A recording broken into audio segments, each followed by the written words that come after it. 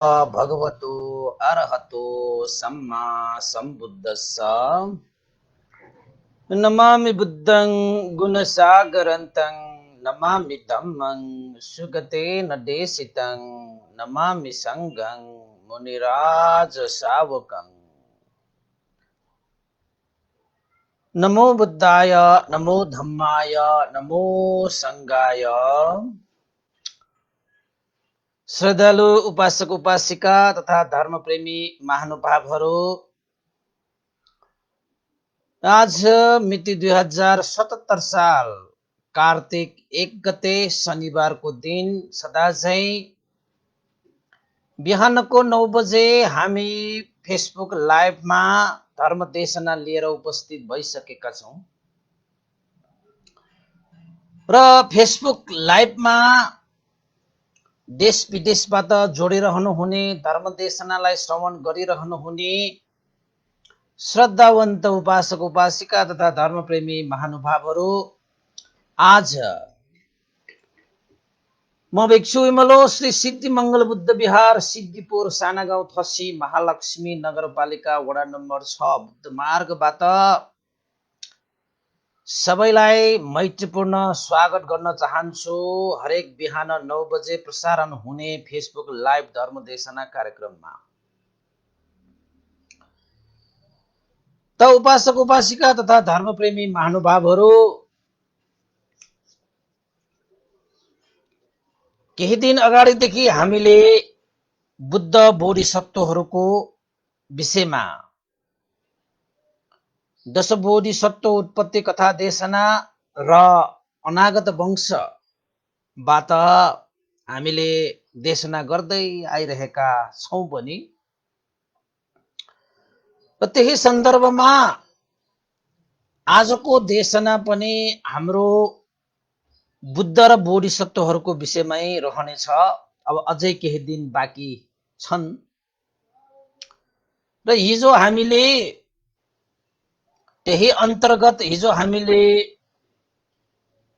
रश्मि मुनि शाक्य रश्मि मुनि सम्यक सम्बुद्ध तथागत भगवान शास्ताको देशना गरेका थियौं, तर प्राविधिक केही गडबडीको कारणले गर्दाखेरि हिजो हामीले आधी भाग मात्रै हामीले प्रसारण गर्न पायौं। त खैर के पनि छैन र आज पनि हिजो देशना भइसकेको कुरालाई पनि अलिकति दोहोराएर पुरा आजको भागमा रश्मि मुनि सम्यक सम्बुद्ध तथागत भगवान शास्ताको विषयमा देशना गरिनेछ। त उपासक उपासिका तथा धर्मप्रेमी महानुभावहरू, भगवान बुद्ध गौतम बुद्धले सारीपुत्र भन्तेलाई प्रमुख गरी परिषदहरूको बीचमा देशना भएको यो देशना त मन्द कल्पमा दुईजना बुद्धहरू प्रादुर्भाव हुने विषयमा नारद सम्यक सम्बुद्ध तथागत पछि त्यही मण्ड कल्पमा रश्मि मुनि तथागत भगवान बुद्ध प्रादुर्भाव हुने भगवान बुद्ध सारीपुत्र भन्तेलाई भन्नुहुन्छ र त्यो रश्मि मुनि सम्यक सम्बुद्ध तथागत भगवान शास्ता गौतम बुद्धको पालामा कौशल राजाको 5 जना पुरोहितहरूको मध्येमा एकजना पुरोहित चङ्की पुरोहित ब्राह्मण छ, जुन चङ्की पुरोहित ब्राह्मण नै भविष्यको अनागत वंशको रूपमा रश्मि मुनि सम्यक सम्बुद्ध हुने हो। र यो चङ्की बोधिसत्व भन्नुपर्छ हामीले। त भविष्यमा सम्यक सम्बुद्ध हुने रश्मि मुनि तथागत भगवान बुद्धको शरीर 60 हातको हुनेछ भने बोधि ज्ञान लाभ हुने वृक्ष यानी बोधि वृक्ष पिपलको हुनेछ र बुद्धको शरीरबाट रश्मि यानी कि बुद्ध रश्मि भनिन्छ। त्यो बुद्ध रश्मि रातौ दिन सुवर्ण प्रभा समान फैलिनेछ।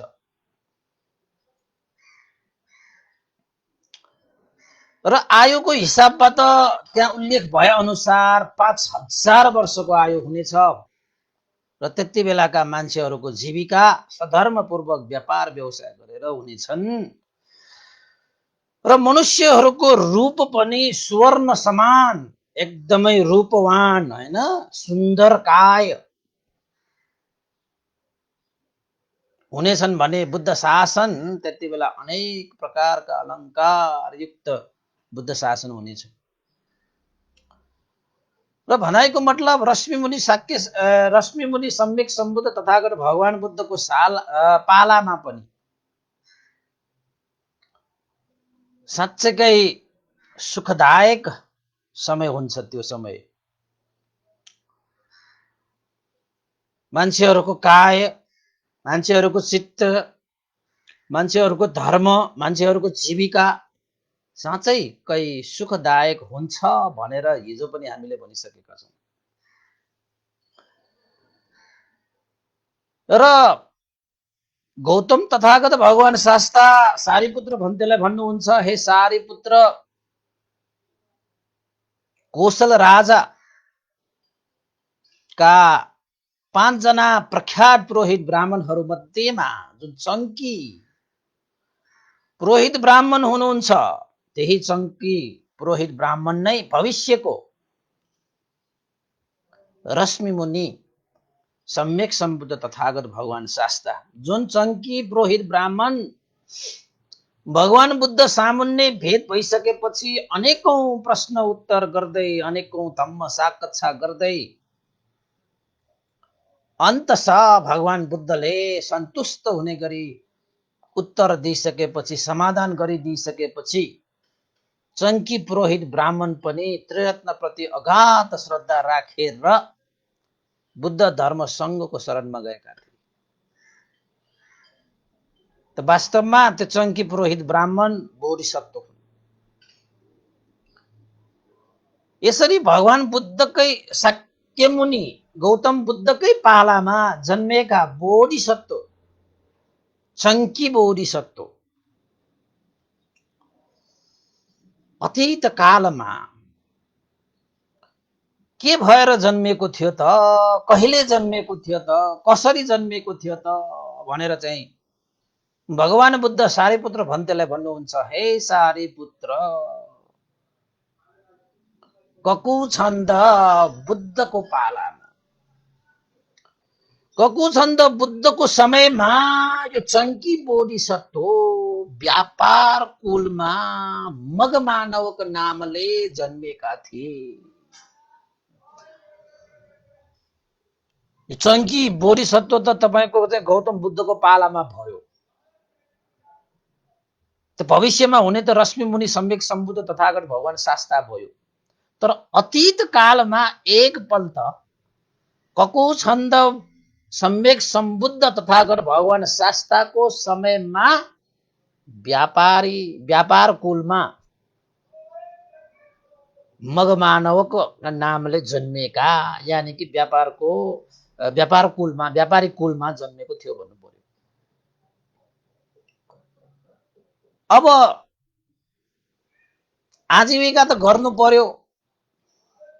अब हाम्रा उपासक उपासिकाहरूलाई थाहा छ, भगवान बुद्धको शासनमा सम्मा आजीव केलाई भनिन्छ भन्ने कुरा त आर्य अष्टाङ्गिक मार्गमा देशना गरिए अनुसार तपाईहरुले त्यो बुझ्नुभयो भने त प्रष्टै बुझिन्छ। हामी भगवान बुद्धको शिक्षा अनुसार जीविका यापन गर्ने व्यक्तिहरूले सम्मा आजीव गर्नको निमित्त के व्यापार गर्नु हुँदैन भन्ने कुरा पनि उल्लेख छ है। तपाईहरुले त्यो पनि बुझ्दाखेरि हुन्छ। र यो अहिलेको हाम्रो यो चाहिँ समाजमा सम्मा आजीव नभइकन व्यापार व्यवसाय त कति भइरहेको छ, थाहा भएर होस् या थाहा नभएर होस्। त्यो सम्मा आजीवमा परेर हामीले आफ्नो जीवन यापन गर्न सकियो भने हामीले अहिले काम गर्दाखेरि सुख भए जस्तो भए पनि भविष्यमा दुःख हुने कार्यहरू हुन्छ कि, अहिले दुःख भए पनि भविष्यमा सुख हुने कार्य हुन्छ कि, अहिले पनि सुख भविष्यमा पनि सुख हुने कार्य पनि छ कि, अहिले पनि दुःख र भविष्यमा पनि दुःख हुने कार्य भनेर चाहिँ यो चाहिँ व्यवसाय भनौँ न हैन, अहिले काम भनौँ न 4 प्रकारको हुन्छ। अहिले गर्दाखेरि सुख तर परिणाम भविष्यमा दुःख, अहिले गर्दाखेरि दुःख हुन्छ तर परिणाम भविष्यमा सुख हुन्छ। अहिले पनि सुख, परिणाम पनि सुख, अहिले पनि दुःख, परिणाम पनि दुःख, त्यस्ता कामहरू हुन्छन्। त भगवान बुद्ध भन्नुहुन्छ जुन कार्य अहिले गर्दाखेरि पनि सुख, भविष्यमा पनि सुखै हुन्छ। त्यस्ता कार्यहरू गरेर जीविका यापन गर्न पाउनु त साँच्चैकै भाग्यमानी हो त्यस्ता व्यक्तिहरू। त्यो पनि हाम्रो पुण्य संस्कारको कारणले हामीले प्राप्त गर्दैन हो, त्यो पनि हाम्रै पुण्य धर्मको आनुभाव हो। त यहाँनिर मगमानवको नाम व्यापारी कुलमा जन्मिएका बोधिसत्व को छन् त बुद्धको पालामा। अब जीविका त गर्नु पर्यो, व्यापार व्यवसाय त अब एकै ठाउँमा बसेर त गरिँदैन त्यति बेला। त्यसैले मगमानवले व्यापारको सिलसिलामा जहाँ व्यापार हुन्छ, जुन ठाउँमा व्यापार व्यवसाय फर्स्ट ठाउँ छ त्यो ठाउँमा गएर व्यापार व्यवसाय गर्न गए। त यो मगमानवको व्यापारीको कुलमा जन्मिएको कारणले गर्दाखेरि कहाँ गएर व्यापार गर्दाखेरि धेरै भन्दा धेरै लाभ हुन्छ भन्ने कुरा मजाले जानेको रहेछ। त्यसैले त्यो मगमानवकले, त्यो बोधिसत्वले 10 गुणा 1 रुपियाँ लगानी गर्यो भने 10 रुपियाँ, 100 रुपियाँ भयो भने 1000 रुपियाँ, त्यति फाइदा हुने गरी व्यापार गर्न जान्ने मेहनती परिश्रमी भन्नु पर्यो। अब व्यापारीहरू पनि त मेहनती हुनुपर्छ, परिश्रमी हुनुपर्छ, धैर्य राख्नुपर्छ, निर्णय गर्ने क्षमता हुनुपर्छ रे। त्यसपछि स्थानको चाहिँ छनौट गर्न सक्नुपर्छ रे व्यापारीहरू भनेको चाहिँ। व्यापारीहरूले त कहिलेकाहीँ रिस्क पनि लिन सक्नुपर्छ रे, हैन? त्यस्तो भएन भने व्यापारहरूले ठुल्ठुलो चाहिँ फर्को मार्न सकिँदैन। कहिले घाटा कहिले नाफा त भइरहन्छ व्यापारमा। जहिले नाफै हुन्छ भन्ने त संसारमा हुँदैन। व्यापारमा घाटा भएर चाहिँ व्यापारीहरू निराश हुनु पर्दैन कि, त्यसरी चाहिँ लाभ पनि त भएको थियो नि त पहिला, हैन? त बोधिसत्व, मगबोधिसत्व व्यापारको सिलसिलामा व्यापार गर्न गए, थुप्रै कमाए मेहनतले, सम्म आजीविका अनुसारै कमाएको है। फेरि जस्तो पायो त्यस्तै आजीविका गरेर कमाएको पनि होइन। त धन सम्पत्ति व्यापार गरेर कमाएर आइरहँदाखेरि बाटोमा एउटा चाहिँ खोला पनि पर्ने रहेछ। त्यो खोला तर्नको निमित्त डुङ्गा पनि चढ्नु पर्ने रहेछ। अब धन सम्पत्ति पनि राखेर डुङ्गा चढ्दै आउँदाखेरि त आखिरमा त्यत्रो मेहनत गरेर कमाएर आएको त्यो धन सम्पत्ति त डुङ्गा चाहिँ त्यो खोलामा डुबेर त धन सम्पत्ति कमाएर ल्याएको सबै चिज पानीले बगाएर पानीले विनाश गरिदियो। डुङ्गै डुब्यो, तन्न ज्यान बच्यो। ज्यान बचेसम्म त त्यसरी चाहिँ पैसा त कति कमाइन्छ कमाइन्छ, ज्यानै छैन भने त के कमाइन्छ। त त्यत्रो मेहनत गरेर ल्याएको त्यो धन सम्पत्ति खोलामा डुङ्गा हैन डुबेर पानीले त धन सम्पत्ति त विनाश गर्दो रहेछ त। अब के गर्ने? अब धन बचाउने कि ज्यान बचाउने, त्यसको सिलसिलामा छनौट गर्दाखेरि ज्यान बचाउने, ज्यान बचाइयो धन त नाश भयो। त पहिलो पल्टको व्यापारबाट कमाएको त्यत्रो धन सम्पत्ति पानीले बगायो, पानीले विनाश गरिदियो भन्ने कुरा थाहा पाउनु पर्यो। तर बोधिसत्व विनाश भए तापनि अलिकति पनि निराश हुनु भएन। दोस्रो व्यापार गर्न थाले। दोस्रो व्यापार गर्न थाले। पहिलाको व्यापार, पहिलो व्यापार जस्तै दोस्रो व्यापार पनि त्यस्तैकै फस्टाए, कमाए, धन सम्पत्ति कमाए। पानीले बगाउँछ भन्ने कुरा थाहा भएको कारणले गर्दाखेरि त्यो पानीमा पनि खुबै सुरक्षित भएर आए, त घरमासम्म ल्याउन पाए। पहिलाको त तपाईको घरमैसम्म ल्याउन पाएन, बीच बाटोमै खोलाले बगाए।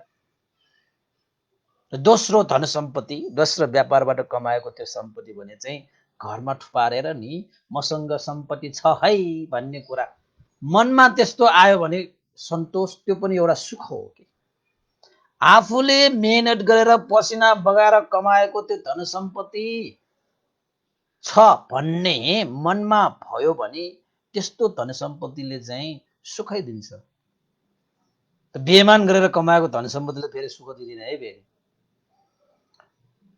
तर के भयो त घटना भन्दाखेरि 7 दिनसम्म त धन सम्पत्ति राखे घरमा छ भन्ने सुख भयो, तर 7औं दिनमा त कसो कसो गरेर चाहिँ 7औं दिनमा घरमा त आगो लागेछ। दन्ती हुर हुर्ती आगो लागिसकेपछि कमाएर ल्याएको धन सम्पत्ति पनि सबै त्यो आगोले खरानी बनाइदिएछ। त बोधिसत्वले थाहा पाए ओहो धन सम्पत्ति त आगोले पनि विनाश हुँदो रहेछ। त्यत्रो मेहनत गरेर कमाएर ल्याएको धन सम्पत्ति पनि के भएर गयो त आगोले खरानी बनाइदियो। ओ धन सम्पत्ति, यो भौतिक सम्पत्ति भनेको चिज आगोले पनि विनाश हुँदो रहेछ। ज्ञान लिए तपाईहरु हामी भए त रोई कराई ढोरु ढोरु निराश हताश भएर चाहिँ जीवनै जलेको जस्तो गरे हामी चाहिँ जीवनमा चाहिँ दुःख पीडा आफूले नै बोकिहाल्छौँ के। तर बोधिसत्वले त ओहो भौतिक सम्पत्ति भन्ने चिज त पानीले मात्र विनाश गर्ने होइन रहेछ, यो अग्निले पनि विनाश गर्दो रहेछ भन्ने कुरा ज्ञान दियो। हामीले पनि लिउँ न यस्तै ज्ञान हैन। त्यस्तै गरी तेस्रो पल्ट पनि बोधिसत्वले व्यापार गर्न गए हैन। जसरी पहिलो र दोस्रो व्यापार सफलताका साथ सम्पन्न गरी 10औं डोब्बर धन सम्पत्ति जम्मा गरेर घर फर्केका थिए, पानीबाट पनि जोगाए आगोबाट पनि जोगाएर ल्याए। तर भयो के त भन्दाखेरि त्यत्रो जोगाएर ल्याएको त्यो धन सम्पत्ति पनि आखिर त त्यो धन सम्पत्ति, तेस्रो धन सम्पत्ति चोरहरूले त चोरेर लग्यो बा। पानीले बचाए, अग्निले बचाए, तर चोरहरूबाट बचाउन सकेन।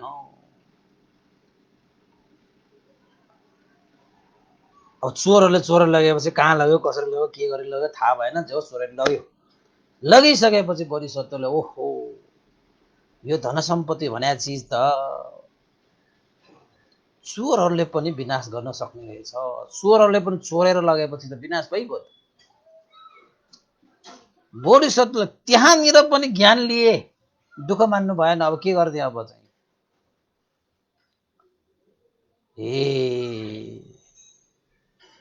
चोरहरूबाट सुरक्षित छैन रहेछ यो धन सम्पत्ति भन्ने चिज, चोर नसक्ने रहेछ हैन। तेस्रो व्यापारको पैसा पनि गयो चोरको हातमा। केले विनाश हुँदैछ बोधिसत्वको धन सम्पत्ति? पानीले, अग्निले चोरहरूको बाट विनाश भयो, 3 पल्ट विनाश भयो। तैपनि बोधिसत्वहरू भनेको त वीर्यवान, परिश्रमी, निर्भीक भएर अगाडि बढ्ने हो नि त। त बोधिसत्व फेरि चौथो व्यापार गर्न गए। खुबै मेहनत, खुबै लगन, खुबै वीर्यवान भएर व्यापारी गरे। त चौथो व्यापारमा पनि बोधिसत्वले पहिलो, दोस्रो, तेस्रोमा जस्तै 10औं दोब्बर चाहिँ कमाए। धन सम्पत्तिलाई सुरक्षित राख्ने हिसाबले अग्नि, जल, चोरबाट बचाए। तर जुन बेला सम्पत्ति कमाएर घर आएको थियो, हिजो यहाँसम्म पुगेको थियो है कथा, हिजो यहाँसम्म पुगेको थियो। त्यही भएर मैले अलिकति सरसर भने। त त्यति बेलाका त्यो देशका राजा धार्मिक भने थिए। त राजाले के थाहा पाए त भन्दाखेरि यो मग मानवकले यसरी धन कमाएर ल्याएको छ भन्ने थाहा पाएर त्यहाँका राजाले त्यो मगमानवलाई बोलाऊ भनेर चाहिँ बोलाउन पठाएछ। मगमानवलाई सोधेपछि उसले पनि धनकुमार ल्याएको सबै कुरा थाहा पाएछ, भनेछ, जवाफ दिएछ। सत्य कुरा त भन्छ, हो कमाएर ल्याएको। त राजालाई त्यो मगमानवको धन सम्पत्तिमा आँखा लागेछ। त राजाले आदेश दिए,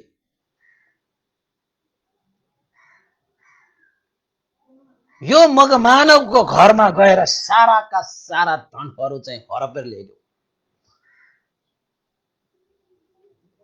भनेर त्यति बेलाका त्यो राजाले मगमानवको घरको सम्पत्ति हडपेर ल्याउने आदेश पाइसकेपछि राजपुरुषहरूले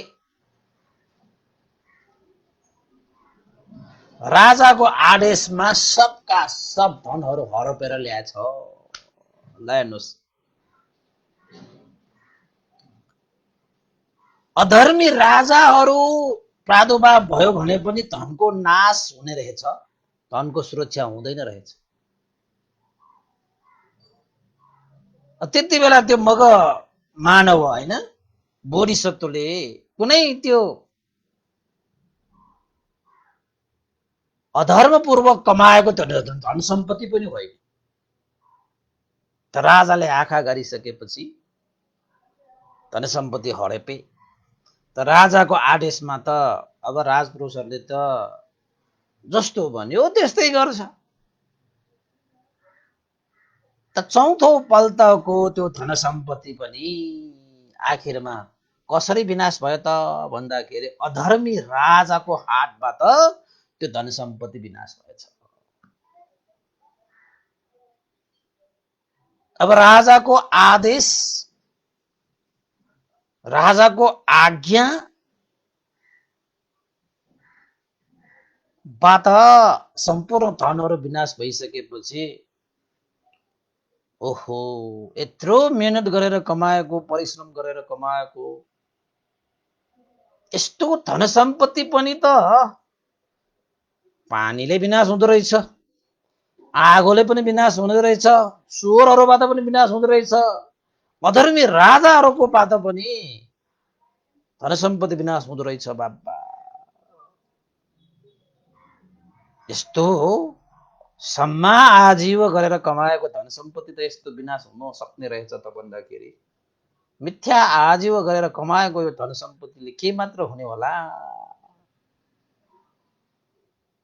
दुखित भए। अब चाहिँ यस्तो धन सम्पत्ति छैन जुन धन सम्पत्ति न आगो, न पानी, न चोर, न राजाहरूबाट सुरक्षित होस्। यस्तो व्यापार गर्न पाए पो हुन्थ्यो। जति व्यापार गरे पनि यहाँ त आगो, पानी, या चोर र अधर्मी राजाहरूबाट त मेरो धन सम्पत्ति विनाश भयो त भनेर मगमानवको चाहिँ अलिकति दुखी भए, पीडित भए। त घरमा धन सम्पत्तिहरू विनाश हुँदै गयो भने घरमा पनि किचोलो बढ्न सक्छ है, किचोलो बढ्न सक्छ।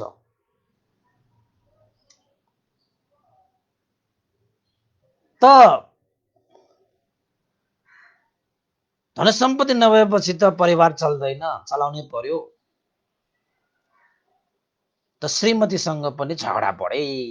ल हेर्नुहोस्, झगडा भनेको मतलब कचिङ्गल उठ्यो हो। त बोधिसत्वले श्रीमतीसँग पनि झगडा यानि कि कचिङ्गल निस्किसकेपछि घरबाट बाहिर निस्किएर चाहिँ घरमा त पैसा छैन व्यापारीको लागि, कसरी गरिन् त भन्दाखेरि एकजना मान्छेसँग सापत्ती लिए होइन। सापत्ती लिएर भए पनि त अब व्यापार त गर्नु पर्यो, नगरिकन त अब जीविका त कसरी चलाउने। आफूसँग भएको भए पो सबै चिज चाहिँ राजाले हरपेपछि त स्वाहा भयो त होइन। बरु यो पानीले बगाउँदाखेरि सुरक्षा गर्न सकिएला, आगोले जलाउँदाखेरि सुरक्षा गर्न सकिएला केही हदसम्म, चोरहरूले चोर्दाखेरि पनि केही हदसम्म सुरक्षा गर्न सकिएला। तर राजाले नै आदेश दिएर आज्ञा दिएर सबै चिजहरू हरपेपछि त सकिगयो। घरबाट निस्के, घरबाट निस्किसके चाहिँ एकजना फलाना मान्छेसँग ल यस्तो यस्तो पर्यो मेरो जिन्दगीमा, त मैले कमाएको त्यत्रो व्यापार गरेर कमाएको सारा धन सम्पत्ति त एकचोटि चाहिँ खोलामा डुङ्गा डुबेर पानीले विनाश गरिदियो, एकपल्ट त घरै जलेर घरको सम्पत्ति विनाश गरिदियो, तेस्रो तेस्रो त चोरहरूले चोरेर लग्यो, चौथौ त लाउन नि राजाले सबै हरपे।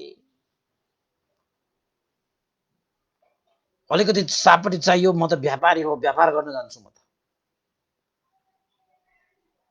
घरमा पनि किचकिच भयो। अब त ठुलै व्यापार गरेर, जुन व्यापार गरेपछि अब आगो पानी चोर, राजाले पनि चोर्न नसकिने, जलाउन नसकिने, बगाउन नसकिने, हडप्न नसकिने त्यस्तो सम्पत्ति कमाउन पाए कति जाति हुन्थ्यो भनेर चाहिँ एकजना मित्र भनौँ, एउटा मान्छे भनौँ, एउटा पुरुष भनौँ, उसँग चाहिँ एउटा कम्बल र अर्को सुवर्ण मुद्रा सापती लिएर व्यापार गर्न हिँडे। अब जसरी भए पनि मैले चाहिँ अब आफ्नो मेहनतले चाहिँ कमाएर पुनः परिवारलाई चाहिँ ठहराउनु पर्छ। अब पुरुषहरूको जिम्मेवारी त धेरै हुन्छ नि त हैन, पुरुषहरूको काँधमा त एकदम भारी हुन्छ नि हैन।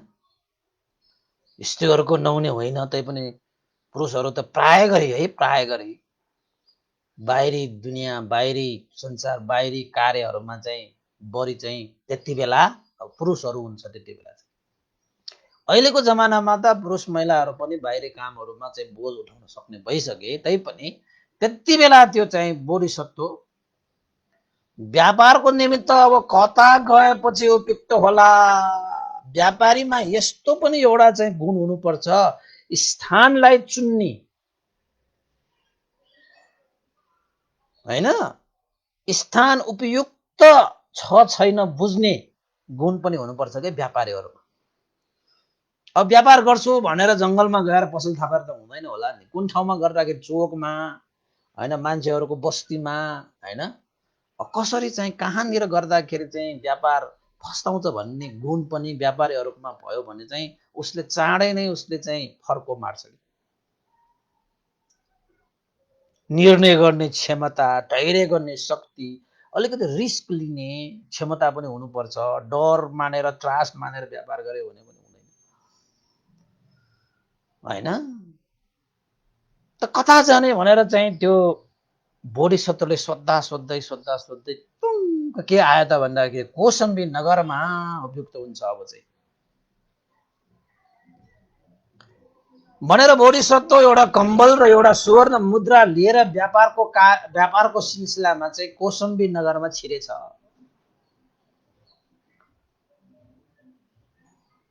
त उसले के सोच्यो त भन्दाखेरि मैले व्यापार त गरे, पहिलो व्यापार, दोस्रो व्यापार, तेस्रो व्यापार, चौथो व्यापार पनि मेरो विनाश भयो। अब त यो त पाँचौं व्यापार। त्यसैले यो व्यापार मैले व्यापार गर्दाखेरि मैले कुनै त्यस्तो चाहिँ मिथ्या आजीविका गरेर कमाएको त छैन, तैपनि त यसरी चाहिँ हुन्छ भने अब होइन। व्यापारको साथसाथै मैले पुण्य कुशल पनि सम्पादन गर्दै व्यापार गर्नु पर्यो। पुण्य कुशल सम्पादन गर्दै व्यापार गर्नु पर्यो भनेर चाहिँ भोलिपल्ट कौसम्बी नगरमा गएर उसले चाहिँ उपोषणशील पालन गर्न थाले। धर्म चेतना पनि वृद्धि हुनुपर्छ कि धर्म चेतनाहरू पनि वृद्धि हुनुपर्छ। मैले कार्य त गरे, यसमा अब धर्म पनि मिसाउने, धर्मको पनि प्रभाव जगाउने। मैले मेहनत गरेछु, मैले परिश्रम गरेछु हैन, मैले गुण धर्म अनुसार मैले व्यापार व्यवसाय त गरेछु, त्यत्रो मैले चाहिँ गर्दाखेरि पनि अहिले के भइरहेको छ त भन्दाखेरि पानीले नाश गर्यो, अग्निले नाश गर्यो, तपाईको चोरहरूले नाश गर्यो। अब तपाईहरुको राजाले हरपे भनेपछि त बिना कारण जस्तो भइरहेको छ। यसको पछाडी अब मेरो पुण्य संस्कार नपुगेको कारणले यसरी हुन गइरहेको होला। अब मैले पुण्य पनि गर्नु पर्यो भनेर उपोषणशील पालन गरेर बस्न थाले। हेर्नुहोस् है, त्यसैले तपाईँले जिन्दगीमा जेसुकै गर्नुहोस् त्यो चिजमा तपाईँले चाहिँ जेसुकै भन्दाखेरि पनि नराम्रो होइन, फेरि राम्रो त्यो कार्यहरूमा तपाईँले जब धर्म त्यहाँ चाहिँ धम्म सहगत कुशल कर्म गर्न सकियो भने चाहिँ त्यो विनाश हुँदैन कि।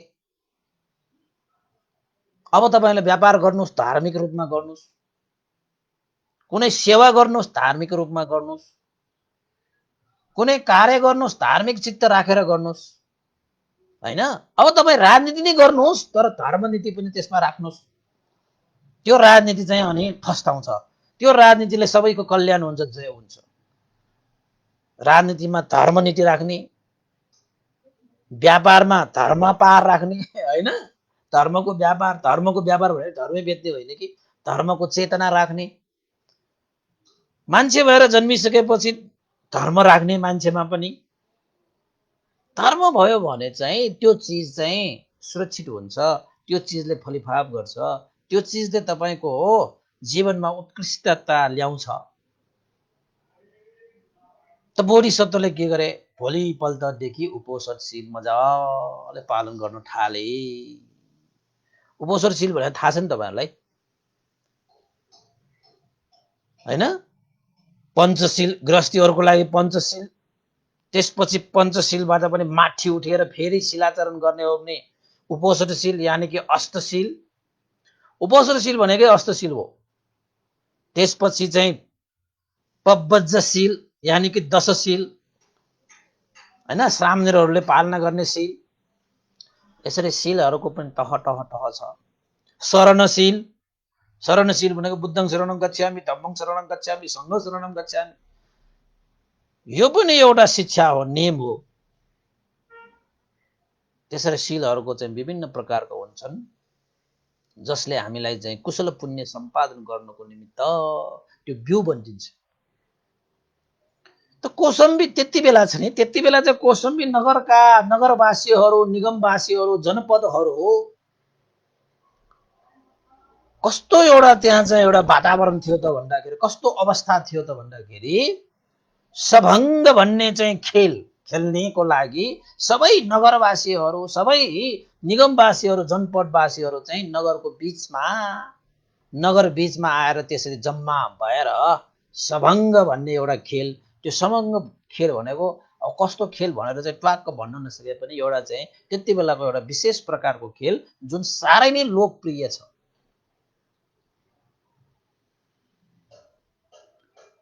जमघट गरेर खेल्ने हैन। अब सबका सब चाहिँ नगरवासीहरू चाहिँ नगरमा बीचमा गएर त्यसरी चाहिँ अब खेल्नको निमित्त जम्मा हुन थाले। तर बोधिसत्वले चाहिँ उपोषणशील पालन गरेर व्यापार व्यवसाय गरेर चाहिँ आफ्नो जीवन फेरि ठहराउनको निमित्त, उसकानको निमित्त त्यही कौसम्बी नगरमा छिरे। दुखी छ बिचरा, किन त भन्दाखेरि त्यत्रो मेहनत गरेर कमाएको धन सम्पत्ति सबै विनाश भयो।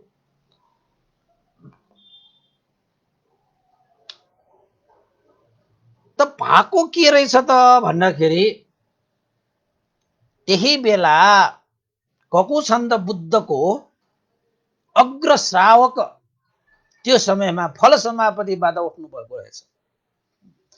तपाईहरुलाई मैले भनिसके फल समापति भनेको के हो त भन्दाखेरि भगवान बुद्ध र श्रावक अग्र श्रावकहरू फल समापतिमा किन बस्नुहुन्छ त भन्दाखेरि फल समापतिबाट उठिसकेपछि जसले पहिलोपल्ट उहाँलाई चाहिँ पुण्य सम्पादन गर्न पाउँछ ती व्यक्तिहरूलाई चाहिँ महान फल प्राप्त हुन्छ के फल समापति भनेको। त बुद्ध र अग्र श्रावकहरू पनि किन फल समापतिमा बस्नुहुन्छ त भन्दाखेरि सत्व प्राणीहरूको लागि उद्धारको निमित्त धेरै भन्दा धेरै फल प्रदान गर्नको निमित्त चाहिँ फल समापतिमा बस्नुहुन्थ्यो। 7 दिनसम्म मजाले खानपान केही नगरिकन ध्यानमा बस्ने के, त्यहाँबाट फेरि त्यो 7 दिनपछि चाहिँ उठ्ने। त्यो उठिसकेपछि फल समापतिबाट उठिसकेपछि चाहिँ धेरै पुण्य प्रदान गर्न सक्छ कि जति पहिला फल दिन सक्थ्यो त्यो भन्दा पनि महान आनिसंस प्रदान गर्न सक्ने क्षमता वृद्धि हुन्छ। त अग्रश्रावकले या बुद्धहरूले या अग्रश्रावकहरूले पनि फल समापतिबाट हेर्नुहुन्छ म कसलाई आज उपकार गरौँ। प्रत्यक्ष रूपमा फल दिन सक्ने हुन्छ कि फल समापतिबाट चाहिँ। तपाईलाई थाहा छ नि सारीपुत्र भन्ते पनि फल समापतिमा बस्नुहुन्छ। समापतिमा बसेर उठ्नु हुँदाखेरि चाहिँ कति दुखीहरूलाई चाहिँ उपकार गर्नुहुन्छ। जसको जीवनमा फल लिने त्यो क्षमता हुन्छ, शुद्ध चित्त हुन्छ हैन, त्यस्ता व्यक्तिहरूलाई अनि आफै पाइला चालेर उपकार गर्न जानुहुन्छ बुद्धहरू र चाहिँ अग्रश्रावकहरू। त्यति बेलाका अग्रश्रावकले आफ्नो दिव्य चक्षुले हेर्नुभयो हो मैले फल समापतिबाट उठेर कसलाई प्रत्यक्ष रूपमा मैले उपकार गरौँ भनेर दिव्य चक्षुबाट हेर्नु हुँदाखेरि त अग्रश्रावकले कसलाई देखे त भन्दाखेरि त्यही मग बोधिसत्वलाई देख्नुभयो, जुन बोधिसत्व चाहिँ व्यापारको सिलसिलामा कौसुम्बी नगरमा छिरेका छन्। अरू सबका सब सबंग खेलमा चाहिँ खेल्नको निम्ति नगरमा चाहिँ जम्मा भइरहेका छन्। त्यस मध्येमा चाहिँ उपोषित शील पालन गरिरहेका एकजना व्यापारी जो मग बोधिसत्व छन्। त अग्रश्रावकले ओहो यो त साह्रै आज उपोषित शील लिएको छ, यो त धेरै शुद्ध भएर चाहिँ जीविका यापन गरिरहेको छ। आजको यो फल समापतिबाट प्राप्त हुने आनिसंस यही मग बोधिसत्वले चाहिँ यो प्राप्त गर्न सक्छ भन्ने कुरा देखे दिव्य चक्षुले। अरू त छैन त त्यहाँ। अब कसलाई दिने यो फल हैन? समापतिबाट उठिसकेपछि त धेरै ठुलो फल पो प्राप्त गर्न सकिन्छ। यसो हेर्दाखेरि उहाँको चाहिँ दिव्य चक्षुमा त्यही मग मानव बोधिसत्व देखे, उपोषणशील पनि मजाले पालन गरेको। त अरू त मात्र खेलमा रमझममा रमाएका छन्, त्यहाँ बीच नगरमा बसेर मजाले खेल्ने समय बिताउने। त अग्रश्रावक बोधिसत्व अग्रश्रावकले कको छन् त भगवान बुद्धको अग्रश्रावक है। यसरी चाहिँ बोधिसत्व महासत्वलाई देखिसकेपछि पात्र चिवर धारण गरे। यो महासत्व बोधिसत्वलाई उपकार गर्नु पर्यो। यो फल समापतिको फल लिन सक्ने क्षमता प्रत्यक्ष रूपमा यही कौसुम्बी नगरको यो मगमानवले मात्रै प्राप्त गर्न सक्ने देखेर अग्रश्रावक आकाश मार्गबाट उडेर कौसुम्बी नगरको बीचमा झर्नुभयो र बाटोको किनारामा उभिरहनु भयो। जुन बाटोमा मग बोधिसत्व यानी कि त्यो महासत्व यानी कि बोधिसत्व बाटोमा आयो भने भेटेर उसलाई चाहिँ फल समापतिको आनिसंस दिनु पर्यो। किन त भन्दाखेरि ऊ आज शीलबाट सम्पन्न छ, परिपूर्ण छ उपोषणशीलबाट, अरू त कोही पनि छैन। जुन फल समापतिको आनिसंस लिन सक्ने अरू क्षमतावान कोही पनि छैन। त्यही मगमान दिव्य चक्षुले त्यसरी देख्छ। बाटोको किनारामा उभिरहँदाखेरि अब नगरमा त मान्छेहरू त्यो सबंग खेल खेल्नको निमित्त त वहरा दोर यताउता चाहिँ मान्छेहरू यताबाट पनि आए आए। मान्छेहरूले देखेपछि अग्रश्रावकलाई सोधे पनि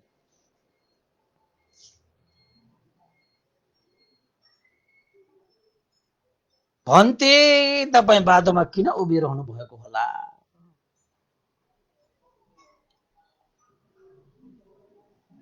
त अग्रश्रावकले भने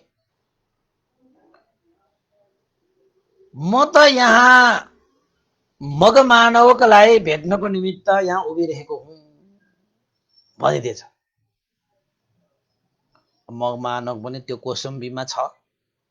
त अन्य मान्छेहरूले पनि भिक्षा दिए तर चाहिँ त्यो जुन फल समापतिको जुन आनिसंस प्राप्त गर्न सक्ने उनीहरूसँग क्षमता नभएको कारणले गर्दाखेरि दिएको भिक्षालाई पनि ग्रहण नगरिकन अग्रश्रावक चाहिँ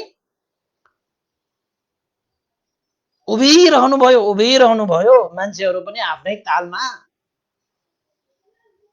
नगरभित्र खेल्नको निमित्त हतार गए।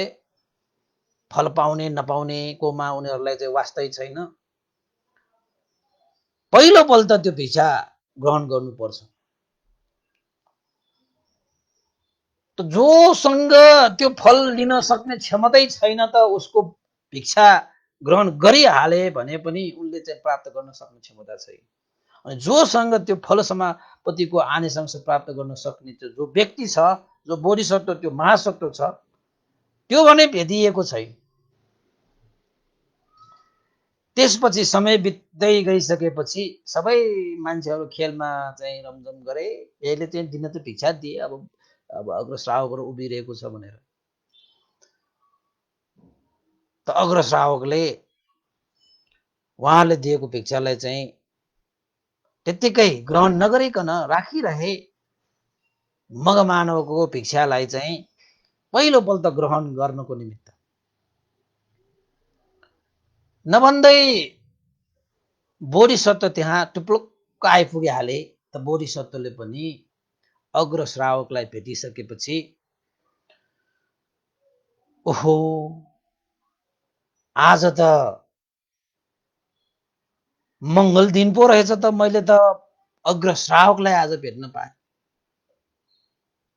हात बिन्ती गरेर श्रद्धा भाव पनि व्यक्त गरे।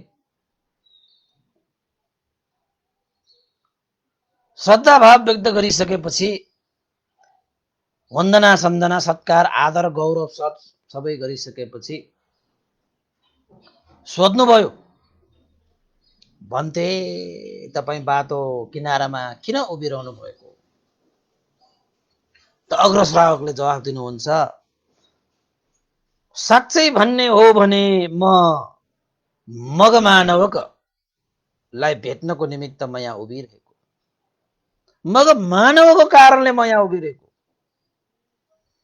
भनिसकेपछि त मगमानव हो यो। ओहो, त्यो मगमानवलाई त मानौ ठुलै लाभ भएको जस्तो मनमा त्यो हामीलाई पनि कहिलेकाहीँ ठुलै लाभ हुँदाखेरि मनलाई कति आनन्द हुन्छ, शीतल हुन्छ, मजा हुन्छ, होइन, सुखी हुन्छ, प्रीति उत्पन्न हुन्छ नि। अग्रश्रावकले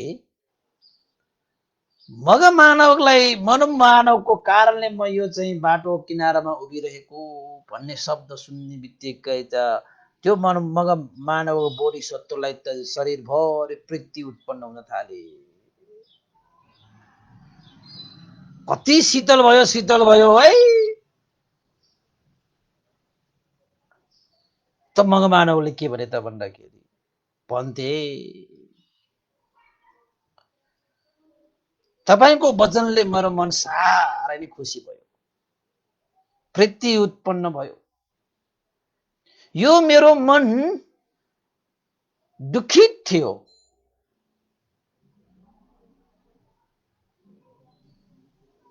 व्यापार गरेर कमाएका सम्पत्तिहरू चाहिँ जलले विनाश गरिदिए, अग्निले विनाश गरिदिए, चोरले विनाश गरिदिए, अधर्मी राजाले विनाश गरिदिए। कति दुःख थियो। तर तपाईको यो वचनले गर्दाखेरि त्यत्रो दुःख बोकेर हिँडेको मान्छेको सबै दुःखहरू निस्केर गएको जस्तो मलाई भान भयो। त ओहो, कस्तो शीतल भयो, मेरो मन त साह्रै प्रसन्न भएछ।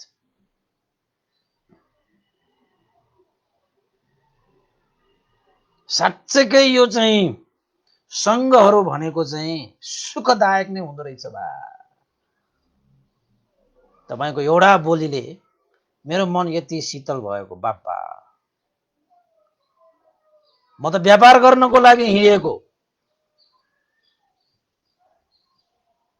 पहिलो व्यापार, दोस्रो व्यापार, तेस्रो व्यापार, चौथो व्यापार, त्यत्रो मेहनत गरेर कमाएता पनि सबै विनाश भएर गए। त यस्तो चाहिँ बोलीले मात्रै मन शीतल हुने यस्ता व्यक्तिहरूलाई दान प्रदान गरे, उहाँहरूसँग शील प्रदान लिए, ध्यान प्रदान गरे भने कति शीतल अनुभव पाउने होला। जुन शीतल चाहिँ हराउँदैन के, बिलाउँदैन के, कसैले खोज्न सक्दैन के। आगोले जलाउन सक्दैन, पानीले बगाउन सक्दैन, चोरले चोर्न सक्दैन, राजाले पनि खोज्न सक्दैन त्यस्तो सुख पाउने भनेपछि अब मैले त्यस्तो चारौं प्रकारको व्यापारहरू गरेर विनाश भए, अब म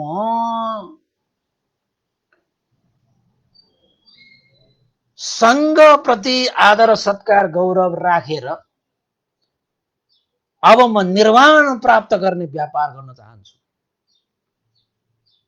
जुन निर्वाण न कसैले खोज्न सक्छ, न कसैले जलाउन सक्छ, न कसैले बगाउन सक्छ, न कसैले चोर्न सक्छ, त्यस्तो अब म निर्वाण प्राप्त गर्ने व्यापार गर्न चाहन्छु। ल यही मौका हो। चार पल्टसम्मको व्यापार मेरो चाहिँ विनाश भयो। अब यो पाँचौं पल्टको यो चाहिँ व्यापार पक्कै पनि सुनिश्चित गर्नु पर्यो भनेर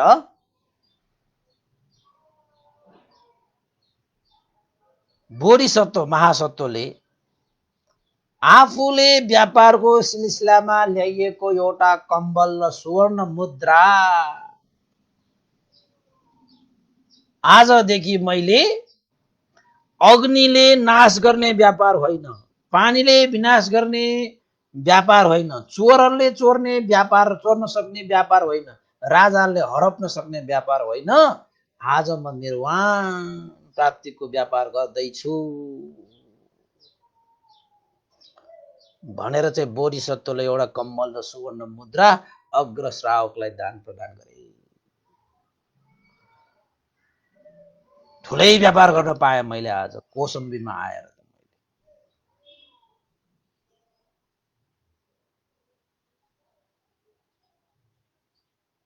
त अग्र श्रावकले पनि त्यही प्रतीक्षामा थियो कि त्यो बोधिसत्वले, त्यो मग बोधिसत्वले पक्कै पनि अग्र श्रावकहरूलाई आदर गौरव सत्कार पूर्वक केही न केही दान गर्छ र त्यही दानको अनुभवले उसलाई महान आनिसंस प्रत्यक्ष रूपमा प्राप्त हुने त्यो दिव्य चक्षुबाट देखेर नै त्यही मग मानव भएको त्यो कौसम्बी नगरमा आकाश मार्गबाट उडेर आउनु भएको नि, बिना कारण त्यसरी उडेर आउनु भएको त पक्कै होइन। म निर्वाण प्राप्त गर्ने व्यापार गर्छु। यो व्यापार म खेर जान दिन्न। चार पल्टसम्मको व्यापार त खेर गयो त, नाश भयो त, विनाश भयो त मेरो। त प्रार्थना गरे, मग बोधिसत्व महासत्वले प्रार्थना गरे, भन्थे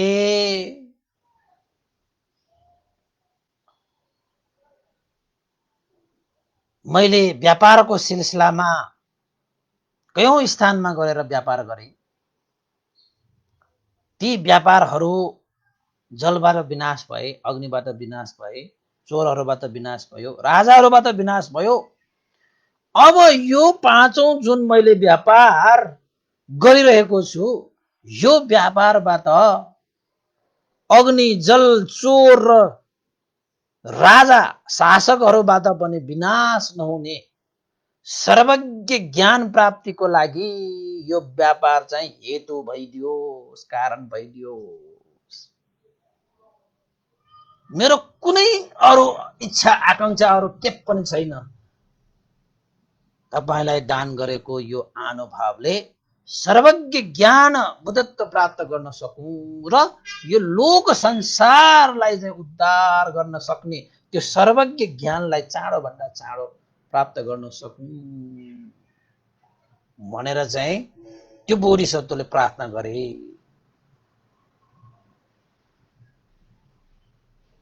त्यसरी प्रार्थना गरिसकेपछि अग्र श्रावकले यानी कि इष्टवीर अग्र श्रावक भन्टेले मानवकलाई साधु साधु साधु, हे उपासक, हे मगमानवक, जस्तो संकल्प गरेका छौ तिमीले त्यस्तै नै तिम्रो सम्पूर्ण पूर्ण रूपमा पूर्ण होस्। इच्छितं पच्छितं तुय्यं क्षिप्पमेव समिज्झतु भन्छ के त्यसलाई पाली भाषाबाट। यो पुण्यको अनुभवले जस्तो तिमीले संकल्प गरेर दान प्रदान गरेका छौ त्यस्तै तिम्रो इच्छा आकांक्षा पूर्ण होस् भनेर चाहिँ अग्र श्रावक आशीर्वाद दिएर, किन आशीर्वाद दिए त भन्दाखेरि बोडी त्यो अग्र श्रावकलाई थाहा थियो कि अब उसले दान प्रदान गरिसकेपछि उसलाई त प्रत्यक्ष रूपमा यहीँको यही उसले चाहिँ यही आँखाले देख्ने गरी उसले अनुभव प्राप्त गर्नेछ भन्ने थाहा पाएरै त अग्र श्रावक त्यहाँ आउनु भएको र उसँग त्यो क्षमता भएको कारणले उपसनशीलबाट सम्पन्न भएको कारणले मनलाई अडिग राखेको कारणले गर्दाखेरि त अग्र श्रावकले त्यसपछि दान गरेको चिज चाहिँ उसले ग्रहण गरे, पहिलोपल्ट ग्रहण गरेर स्वीकारे। यसरी स्वीकारिसकेपछि अग्र श्रावकले आशीर्वाद पनि दिएर आखिरमा अग्र श्रावक त्यहाँबाट आकाश मार्ग नै भएर चाहिँ अन्तर्ध्यान भएर गए। भनेको मतलब आकाश मार्ग फेरि उडेर गए। त बोधिसत्व महासत्वलाई यति खुसी भयो कि जिन्दगीमा त्यत्रो सफल व्यापार गरेर पनि सन्तुष्ट नभएको हो। आज आफ्नो हातमा हेर्दाखेरि खाली थियो तर त्यो व्यापार गरे उसले, जुन व्यापार गर्दाखेरि चाहिँ न आगो पानी चोर र राजाले पनि विनाश गर्न नसकिने त्यस्तो निर्वाणको हो आशिका गर्दै उसले चाहिँ त्यत्रो सापत्ति लिएर ल्याएको त्यो हो सम्पत्ति पनि निर्वाणको व्यापारमा लगानी गरिदिए। अग्र श्रावकलाई भेटिसकेपछि त्यत्रो मनमा सन्तोष त छ क्या, त्यत्रो खुसी, त्यत्रो प्रीति, आनन्द। धन्य धन्य मैले अग्नि जल चोर र शासकबाट राजाबाट सुरक्षित भएको व्यापार गर्न पाए, धन्य धन्य भनेर चाहिँ यति खुसी भएर उसले अनुमोदन गरे कि त्यो दान प्रदान गरेको त्यो स्थानमा एउटा विशाल कल्पको उत्पन्न भयो। कल्प वृक्षको उत्पन्न भयो। कल्प वृक्षको धेरै कुराहरू आउँछ है, तपाईँलाई चाहिँ कस्तो कस्तो लाग्ला। अस्ति एकजनाले सोधेको थियो यो कल्प वृक्षको कुराले त अलिकति मान्छेहरूलाई भ्रमै पार्ला कि के हो भनेर। त्यत्तिकै यो जङ्गलमा उत्पन्न हुने हो र त्यो कल्प वृक्ष जहाँ पनि उत्पन्न हुन सक्छ। त्यो कल्प वृक्ष कल्पौं समय लाग्छ। तपाईँले चाहिँ इच्छा चाहना गरे अनुसार पुण्यवानहरूले मात्रै हो, फेरि जस्तो पाए त्यस्तैले हो त। कल्प वृक्षबाट प्राप्त हुने आनिसंस प्राप्त गर्नको निम्ति पनि तपाईँ पनि त उपयुक्त मान्छे हुनु पर्यो नि। अनि पो त्यहाँबाट चाहिँ पुण्य होइन पैसा हुने मान्छे पसलमा गएर किने जस्तो आफूले चाहिँ पुण्य गरेको छ भने कल्प वृक्षसँग आफूले चाहना गरेको चिजहरू प्राप्त गर्न सकिन्छ के। त्यो पनि आफ्नै कर्ममा निर्भर पर्ने विषय भयो। विशाल काएको एउटा कल्प वृक्ष त्यहाँ उत्पन्न भएछ। ओहो, कल्प वृक्ष उत्पन्न भइसकेपछि मगमानवको बोधिसत्व त यति प्रसन्न भए गन्धमादन पर्वतको देउता जस्तै गएर कल्प वृक्षको मुनि त मजाले बस्यो। ओहो, यो ठुलो व्यापार भयो त मेरो। अब यो व्यापार त न कसले चोर्न सक्छ, न कसैले चाहिँ लुट्न सक्छ, न कसैले चाहिँ बगाउन सक्छ, न कसैले चाहिँ जलाउन सक्छ, न राजाले नै हराउन सक्छ। कल्प वृक्ष मुनि मजाले प्रीतिमग्न भएर चाहिँ बसिरहेको बेलामा, त्यही बेलामा त्यो कौसम्बीको राजा नगरमा चाहिँ तपाईको सभङ्ग खेल्नको निमित्त लावा लस्करका साथ त्यहाँ आएका थिए। त कौसम्बी नगरमा आइपुग्दाखेरि त राजाले त ओहो कल्प वृक्ष देखेछ। विशाल काएको कल्प वृक्ष के तपाईको चाहिँ सानोतिनो हुँदैन कि त्यो कल्प वृक्ष भनेको। त राजालाई त अचम्म भयो, यो ठाउँमा त कहिले कल्पवृक्ष सल्पवृक्ष भनेको त केही पनि थिएन त, यो वृक्ष त भयङ्करको वृक्ष भइरहेछ त। यो मान्छे त मजाले त देउता जस्तो बसिरहेको छ बाबा। अब राजाहरूलाई त जे जे राम्रो छ, जे जे महान छ, ती चिजहरू त प्राप्त गर्न मन लाग्छ कि। त कल्पवृक्षको मुनि त्यसरी चाहिँ एकजना मान्छे होइन बसिरहेपछि त राजालाई त दाह भएको छ, राजाले त खोजेर लिनु पर्यो भनेर कल्पवृक्षमा त्यसरी बस्ने त मेरो हक हुन्छ। राजाहरू पो राजा त, यो मान्छे त देउता जस्तो चमक्क बारेर मजाले बसिरहेको देखेर राजा त्यहाँ चाहिँ कल्पवृक्ष दर्शन गर्न, कल्पवृक्षमा बस्नको निमित्त जाँदाखेरि त त्यो कल्पवृक्षमा त्यसरी बस्न पाउने भने एउटा सिंहासनमा बसे जस्तो। त्यो पनि त पुण्यवानहरू मात्रै बस्न पाउँछ, जो कोही बस्न पाउँदैन त्यहाँ, राजा नै होस्। त कल्पवृक्षमा नजिक त्यहाँ चाहिँ पुगेपछि कल्पवृक्षको रक्षक देउताले चाहिँ राजाको कठालो समातेर बाहिर निकालिदिएछ कि। त्यो कल्पवृक्षको त्यो एरियाबाट बाहिर कठालो समाएर निकालिदिएछ। राजा बस्न पाएन त्यो कल्पवृक्ष मुनि। त्यसपछि त ओहो, राजाले त्यसरी चाहिँ कठालो समातेर त्यसरी बाहिर निकाल्दाखेरि त, हुट्याएर पठाउँदाखेरि त राजालाई त रिस उठेछ। के गर्दो रहेछ बाबा यो मान्छे, यो चाहिँ जो यो मानवकले स्थान ओगदिरहेको छ, यो त राजाहरूलाई सुहाउने यो वृक्ष त। म यहाँ जाँदाखेरि त मलाई त कठालो समातेर पो निकालेको त, बाहिर पो निकालिदियो त मलाई। राजा त रिसाएछ। राजा रिसाएर के गर्यो त भन्दाखेरि त्यो कल्पवृक्षमा प्राप्त गरेर छाड्छु, यसलाई त म त्यो स्थानबाट झारेर यो स्थानबाट त्यसलाई त निकालेर म अवश्य पनि त्यो स्थान त प्राप्त गर्छु। यो मान्छेले चाहिँ के ठानेको छ, म राजा हो, कोसम्बी राजा। राजाहरूको रिस पाएपछि, आदेश पाएपछि त भयङ्कर हुन्छ नि त। त्यसपछि राजाले त रिसमा द्वेषको कारणले गर्दाखेरि यो मानवकलाई अग्नि जलाइदिए, यसलाई मारिदिए जलाएर भनेर राजपुरुषहरूलाई त्यहाँ आदेश दिन थाले।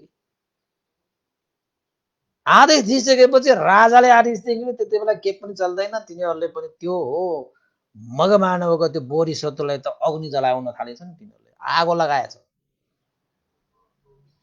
आगो त लगाए, तर अचम्मको के कुरा भयो त भन्दाखेरि आगो लगाएको ठाउँमा त आगो नभइकन त्यहाँ त कमलको कोठा पो निस्क्यो त।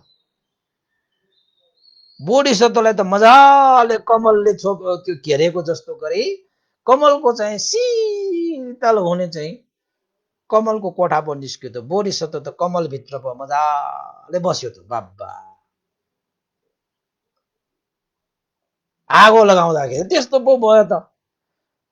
तर राजालाई झनै आश्चर्य भयो, के भएको यो त, आगो लगाउँदाखेरि पनि कमलले थापेर लिन्छ, कमलले उसलाई सुरक्षा गर्छ बाबा, के भएको यो भनेर त्यसलाई कठालो समातेर पानीमा त्यसलाई डुबाइदियो। त्यसलाई भनेर राजाले आज्ञा दिइसकेपछि राजपुरुषहरूले पनि त्यो मग बोधिसत्वलाई कठालो समाएर पानीमा डुबाएछ। त्यो पानीमा डुबाउँदाखेरि पनि के भएछ आश्चर्य त भन्दाखेरि पानीबाट पनि कमलको कोठा निस्किएर त्यसलाई चाहिँ सुरक्षित गर्ने आसन जस्तो मिलेर सोरो निस्किँदो रहेछ बा। बोधिसत्व त कमलको कोठाभित्र पो त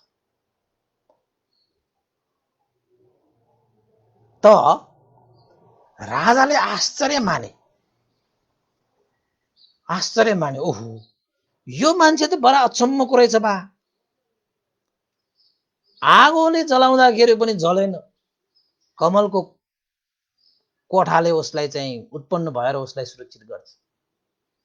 पानीमा डुबाएर मार्न खोजे, पानीमा डुबाउँदाखेरि पनि कमलले उसलाई चाहिँ सुरक्षित गरेर चाहिँ कमलको कोठाभित्र मजाले सिंहासनमा बसेको जस्तो बसेर रहेछ यो त।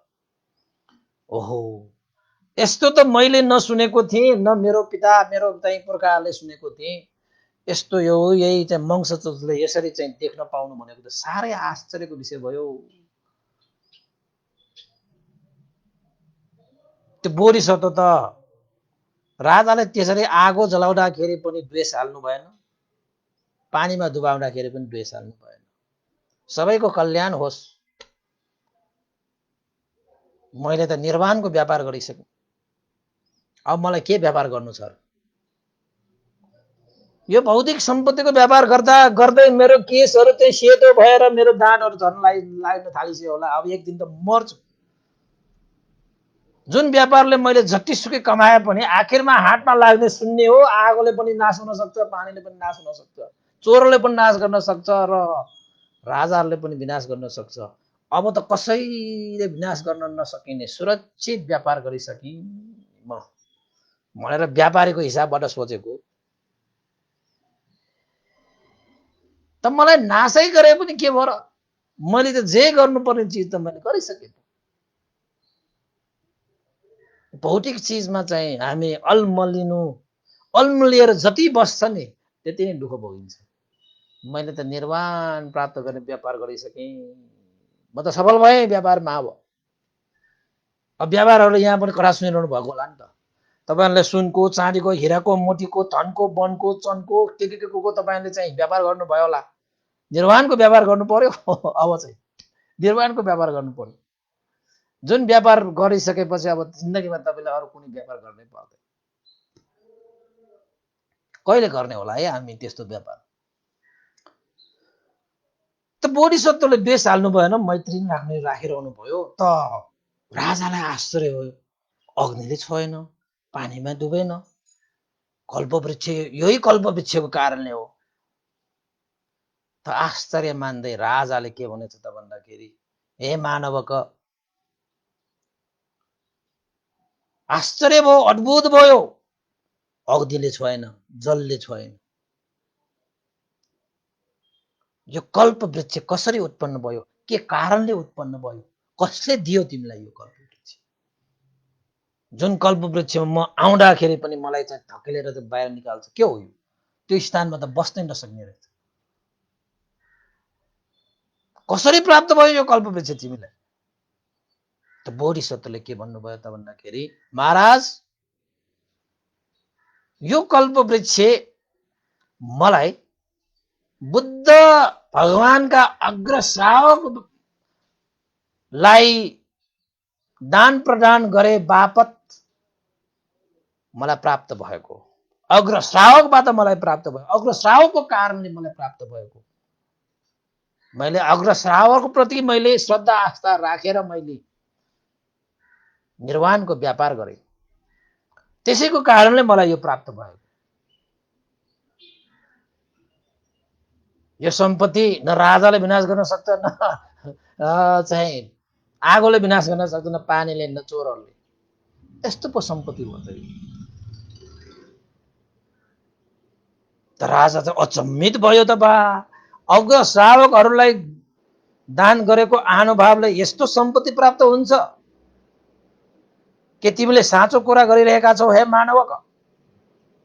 अवश्य महाराज, म त व्यापार गर्दा गर्दा गर्दा गर्दा कत्रो समय बिताएँ। आखिर भौतिक सम्पत्तिको व्यापार गर्दा गर्दा आखिरमा त हातमा लागे शून्य हो। मरेपछि त के लानु छ र? कसले लगेको छ र? कुन व्यापारीले जत्तिसको कमाए पनि, कुन व्यापारीले चाहिँ मर्दाखेरि चाहिँ दान्छी भन्छ नि, एक कौडी लिएर गएको छ र? मैले त्यत्रो व्यापार गरेर सफल भए पनि मेरो अग्निले, जलले, चोरले, राजाहरूले त मेरो हरपै। त मैले पाँचौं पल्ट चाहिँ मैले चाहिँ अग्र श्रावकसँग निर्वाणको व्यापार गरेँ। त्यही व्यापारबाट प्राप्त गरेको मैले। अग्र श्रावकको अनुभवले मैले यो प्राप्त गरेँ। किन आश्चर्य मान्नु पर्छ? नगरेकाहरूलाई त आश्चर्य हो, गरेकाहरूलाई त के पनि आश्चर्य हो, त्यो पाउने फल हो। त राजाले के चाहिँ आज्ञा गरे त भन्दाखेरि, ओहो, तिमीले साँचो कुरा भनिरहेका छौ र? त्यसो भए हे मानवक, साँच्चै तिमीले चाहिँ अग्र श्रावकबाट यस्तो चाहिँ प्राप्त गरेका हो भने एकचोटि बोलाऊ त, हामी पनि हेरौँ हो कि होइन। के तिमीले चाहिँ अग्र श्रावकलाई चाहिँ प्रमाणको रूपमा पेश गर्न सक्छौ भन्दाखेरि बोधिसत्वले अवश्य पनि म पेश गर्न सक्छु। अग्र श्रावक आकाश मार्गबाट आउनुहुन्छ, आकाश मार्गबाट जानुभएको थियो। ओहो, अझै आश्चर्य। ल एकचोटि त्यसले प्रमाणहरू पेश गरौँ त भन्दाखेरि चाहिँ राजाको आज्ञा अनुसार बोधिसत्वले अधिष्ठान गर्नुभयो। हे अग्र श्रावक, हे भन्टे, तपाईलाई प्रदान गरिएको दानबाट मैले विशाल आनिसंस मैले प्राप्त गरेँ। त्यो प्राप्त गरेको आनिसंसमा राजाको आज्ञा अनुसार मैले तपाईलाई चाहिँ पुकार्दैछु। प्रमाणको रूपमा तपाईँ सामुन्ने आएर यो समस्याको समाधान गरिदिनु पर्यो भनेर मनमा चाहिँ अधिष्ठान गर्नुभयो। आँखा चिम्लेर बोधिसत्वले अधिष्ठान गर्नुभयो कि चाहिँ अग्र श्रावक चाहिँ यहाँ आएर चाहिँ प्रमाणित रूपमा चाहिँ यो छर्लङ्ग पारिदिनु पर्यो। त बोधिसत्वको अधिष्ठान त्यो अग्र श्रावकले सुनिसकेपछि ओहो, बोधिसत्वले त त्यहाँ चाहिँ अब मलाई चाहिँ अधिष्ठान गर्नुभएको छ, म त्यहाँ जानु पर्यो भनेर अग्र श्रावकले बोधिसत्वको अधिष्ठान जानेर आकाश मार्गबाट उडेर त्यही कौसम्बी नगरको बिचमा जहाँ चाहिँ कल्प वृक्ष छ, जहाँ चाहिँ त्यो मग बोधिसत्व छ, जहाँ चाहिँ राजा छ, त्यहाँ चाहिँ टुप्लुक्क आइपुगे। क्या मजा है। यस्तो यस्तो घटनाहरू त पुरै यो त अलिकति अर्कै किसिमको छ। अहिलेको यो मानस पतलबाट अलिकति बुझ्न गाह्रो विषयहरू, पट्याउन गाह्रो विषयहरू।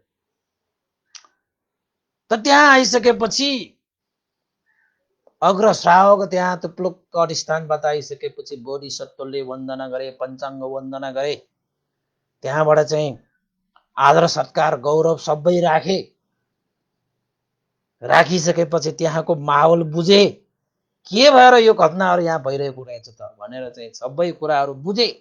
बुझिसकेपछि त कल्प वृक्षको कारणले यसरी भएको उसरी भएको, राजालाई पनि कठालो समाएर बाहिर निस्केको, आगो जलाइदिएको, पानीमा डुबाइदिएको, तर चाहिँ बोधिसत्व चाहिँ के पनि नभएको आश्चर्य लागेर राजाले प्रमाणको रूपमा पेश गर्दा गर भन्दाखेरि बोधिसत्वले अधिष्ठान गरेर अग्र श्रावकलाई त्यहाँ बोलाएको रहेछ।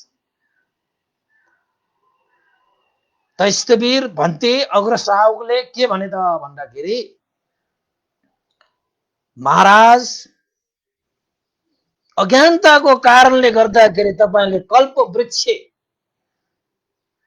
यो बोधिसत्व र पुण्यको अनुभव तपाईले बुझ्नु भएन। आफूले नगरेको कर्मको फल कसैले प्राप्त गर्न सक्दैन। आफ्नो अधिकारमा नभएको चिज कसैले खोज्न सक्दैन। यो जुन व्यक्ति छ यो साधारण व्यक्ति होइन, यो बुद्धाङ्कुर व्यक्ति हो, बुद्धको अंकुर भएको व्यक्ति हो। यो मानवको बुद्ध बीज हो। सर्वज्ञ ज्ञान प्राप्त गरे बुद्धत्व हुनको निमित्त पारमिता पूर्ण गरेको व्यक्ति हो। यो करुणाको सागर हो। सत्व प्राणीहरूको लागि हित सुखको निमित्त दुःख कष्ट त्याग तपस्या गरेर पूर्ण रूपमा पारमिता पूरा गरेर आएका हितदायक कल्याणदायक मङ्गलदायक व्यक्ति हो।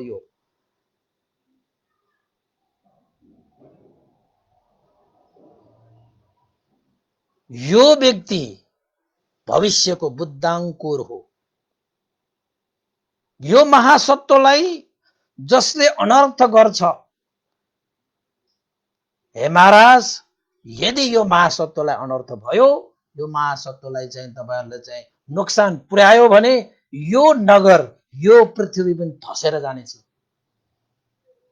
यति पुण्य गरेर आएको व्यक्तिलाई तपाईले चाहिँ आगोले जलाउन खोज्ने, पानीमा डुबाउन खोज्ने, उहाँकै पुण्यको अनुभावले फल समापतिमा म बसिसकेपछि म उठेर आउँदाखेरि त्यो फल समापतिको फल लिन सक्ने व्यक्ति कोही यो नगरमा छ भने त्यो यो व्यक्ति हो जसले चाहिँ अग्रश्रावरको फल समापति प्राप्त गर्ने अधिकार प्राप्त भएको व्यक्ति। उसकै पुण्यको अनुभावले जसले चाहिँ व्यापार गरेर जलले विनाश भए, अग्निले विनाश भए, चोरहरूबाट विनाश भए, राजाबाट विनाश भए, अब पाँचौं व्यापारमा म निर्वाणको व्यापार गर्छु भनेर अग्र श्रावकलाई श्रद्धा आस्था राखेर उसले दान प्रदान गरे र त्यसको अनुभावले कल्पवृक्ष प्राप्त भएको छ। यस्तो महान करुणा सागर हित दायक पारमिताले पूर्ण बुद्धाङ्कुर व्यक्तिलाई विनाश र अनर्थ गरे भने यो पृथ्वी यो नगर धसेर जानेछ, विनाश भई जानेछ। होशियार हुनुस् है महाराज भनेर चाहिँ त्यो अग्रश्रावकले राजालाई आनिशंस र विनाशको कुराहरू सुनाएर अग्रश्रावक त्यहाँबाट फेरि आकाश मार्ग भएर फेरि अन्तर्धान भएर गए। त राजा त जिल पर्यो बा, त यसले यस्तो व्यापार गरेको रहेछ जुन व्यापार कसैले विनाश गर्न सकिने छैन, निर्वाण प्राप्त गर्ने व्यापार गरेको रहेछ। यो व्यक्ति चाहिँ साधारण व्यक्ति होइन रहेछ, यो व्यक्ति चाहिँ महान व्यक्ति रहेछ, बुद्धाङ्कुर रहेछ, हितदायक रहेछ, करुणा सागर रहेछ।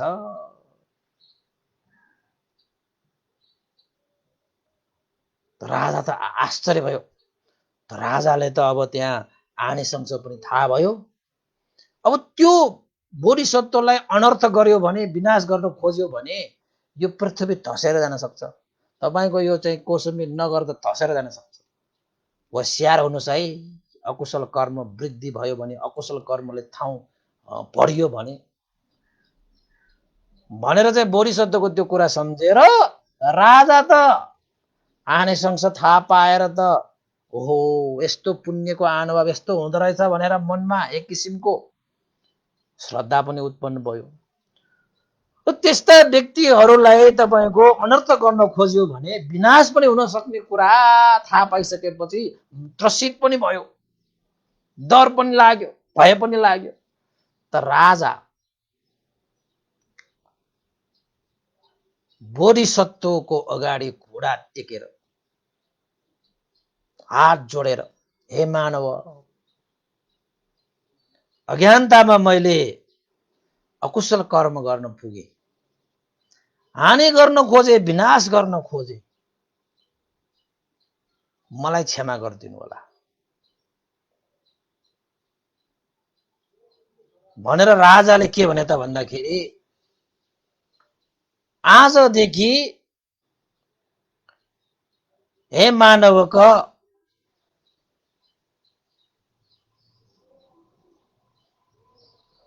आजदेखि तिमी मेरो भाइ समान भए। तिमीलाई एउटा मानवको रूपमा मात्र मैले चाहिँ आफ्नो स्थानमा राख्दिन, तिमी जस्तो महान व्यक्तिलाई म चाहिँ आफ्नो भाइ बनाएर राख्छु हैन। यानि कि दाजु भाइ, अब दाइ उमेरले दाइ बनाएर राख्छु भनौँ न अहिलेलाई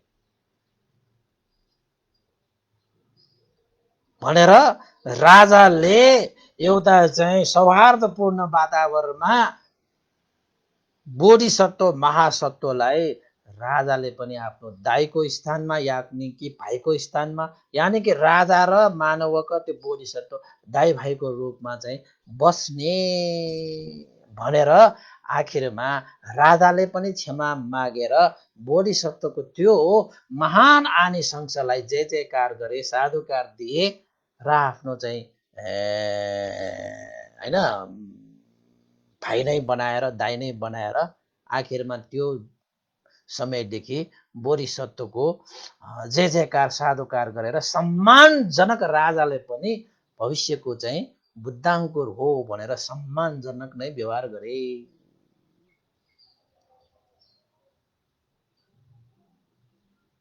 त्यहाँबाट बोधिसत्वले अब कुनै पनि व्यापार गर्नु परेन,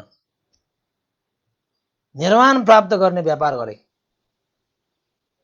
क्या कायदा, आनिसंस पनि प्राप्त गरे।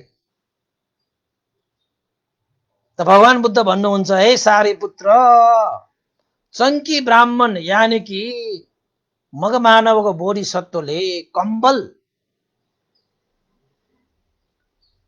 र सुवर्ण मुद्रा प्रदान गरेको कारणले, अग्रश्रावकलाई प्रदान गरेको कारणले गर्दाखेरि यस्ता चाहिँ सम्पत्ति प्राप्त भएका हुन्। त्यही कल्प वृक्षको बाट अब जीविका यापन गर्नको निमित्त बोधिसत्वले कुनै अभाव भएन, कुनै अभाव भएन।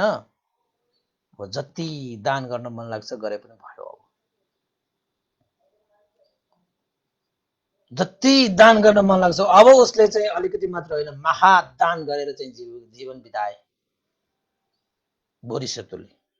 त भगवान बुद्ध सारीपुत्र भन्तेलाई भन्नुहुन्छ, हे सारीपुत्र, ककु छन्द कोना गमन काश्यप गौतम, म गौतम, मैत्रेय, राम, धर्मराजा, धर्मस्वामी, नारद, यी 9 जना बुद्धहरूको कालमा पनि यो मग मानवका यानि कि चङ्की पुरोहित ब्राह्मणले यो 9 जना बुद्धहरूको शासनमा महादान गरेर चाहिँ पारमिता पूर्ण गर्नेछ। 9 जना बुद्धहरूको चाहिँ कालमा चाहिँ जन्म लिन पाएको। ल त्यो यो रश्मि सम्यक सम्बुद्ध तथागतले 9 जना बुद्धहरूको, हरेक बुद्धहरूको शासनकालमा जन्म लिएर महादान महादान महादान महादान महादान महादान महादान गरेर आउनु पाएका।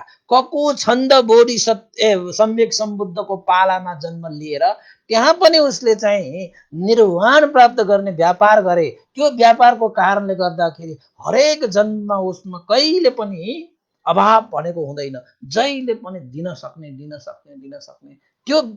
त्यो कको छन्द बुद्धको पालामा अग्रश्रावकलाई दान दिएको अनुभवले कुनै पनि जन्ममा अभाव भनेको छैन, हरेक जन्म महादान दिन सकेको। हरेक बुद्धहरूको पालामा 9 जना बुद्धहरूको पालामा त महादान गरेर आएका रश्मि मुनि सम्यक सम्बुद्ध तथागत भगवान बुद्ध। त भगवान बुद्धले सारीपुत्र भन्तेलाई भन्नुभयो, यसरी 9 जना बुद्धहरूको शासनकालमा महादान गरेर पारमिता गुण धर्म सम्पादन गरिसकेपछि मन्द कल्पको दोस्रो बुद्धको रूपमा जन्म लिनु हुने भनेको चाहिँ यही चङ्क पुरोहित ब्राह्मण हुन्। चङ्क पुरोहित ब्राह्मण हुन्। ए सारीपुत्र, त्यसैले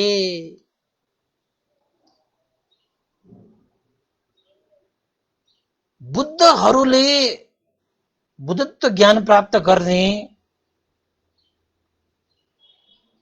सर्वज्ञ ज्ञानको लागि यस्ता भौतिक चिजहरूलाई त कति त्याग गरेर आएको हुन्छ, कति त्याग गरेर आएको हुन्छ, कति त्याग गरेर आएको हुन्छ। किन त भन्दाखेरि भौतिक सम्पत्ति जति सुकै महान भए पनि निर्वाण सम्पत्ति, सर्वज्ञता, बुद्धत्व ज्ञानको निमित्त सामान्य यस्ता भौतिक सम्पत्ति त जति सुकै महान भए पनि के पनि होइन। किन त भन्दाखेरि भौतिक सम्पत्ति भनेको चिज त आगोले विनाश भएर जान सक्छ, पानीले विनाश भएर जान सक्छ, चोरहरूबाट विनाश भएर जान सक्छ, शासकहरूबाट पनि विनाश भएर जान्छ। यानि कि यहाँ चाहिँ राजा, अधर्मी राजा दिएको छ, अधर्मी राजाहरूबाट पनि त्यो भौतिक सम्पत्ति त विनाश भएर जान्छ। त्यसैले त्यसरी विनाश भएर जाने त्यस्तो सम्पत्तिबाट यस्तो सम्पत्ति प्राप्त गर्नुपर्छ जुन सम्पत्ति न अग्नि जल चोर न राजाबाट विनाश हुन्छ। र बोधिसत्वहरूले भनेको त्यस्तो बुद्धत्व ज्ञान, जुन बुद्धत्व ज्ञान प्राप्त गरिसकेपछि संसारको निमित्त त्यस्ता भौतिक सम्पत्ति प्राप्त हुने, आध्यात्मिक सम्पत्ति प्राप्त हुने, शारीरिक सम्पत्ति प्राप्त हुने, मानसिक सम्पत्ति प्राप्त हुने, धार्मिक सम्पत्ति प्राप्त हुने, बुद्धत्व ज्ञान प्राप्त गर्नको निमित्त त्यस्ता चिजहरू त कति त्यागेर आए, कति त्यागेर आए, कति त्यागेर आए।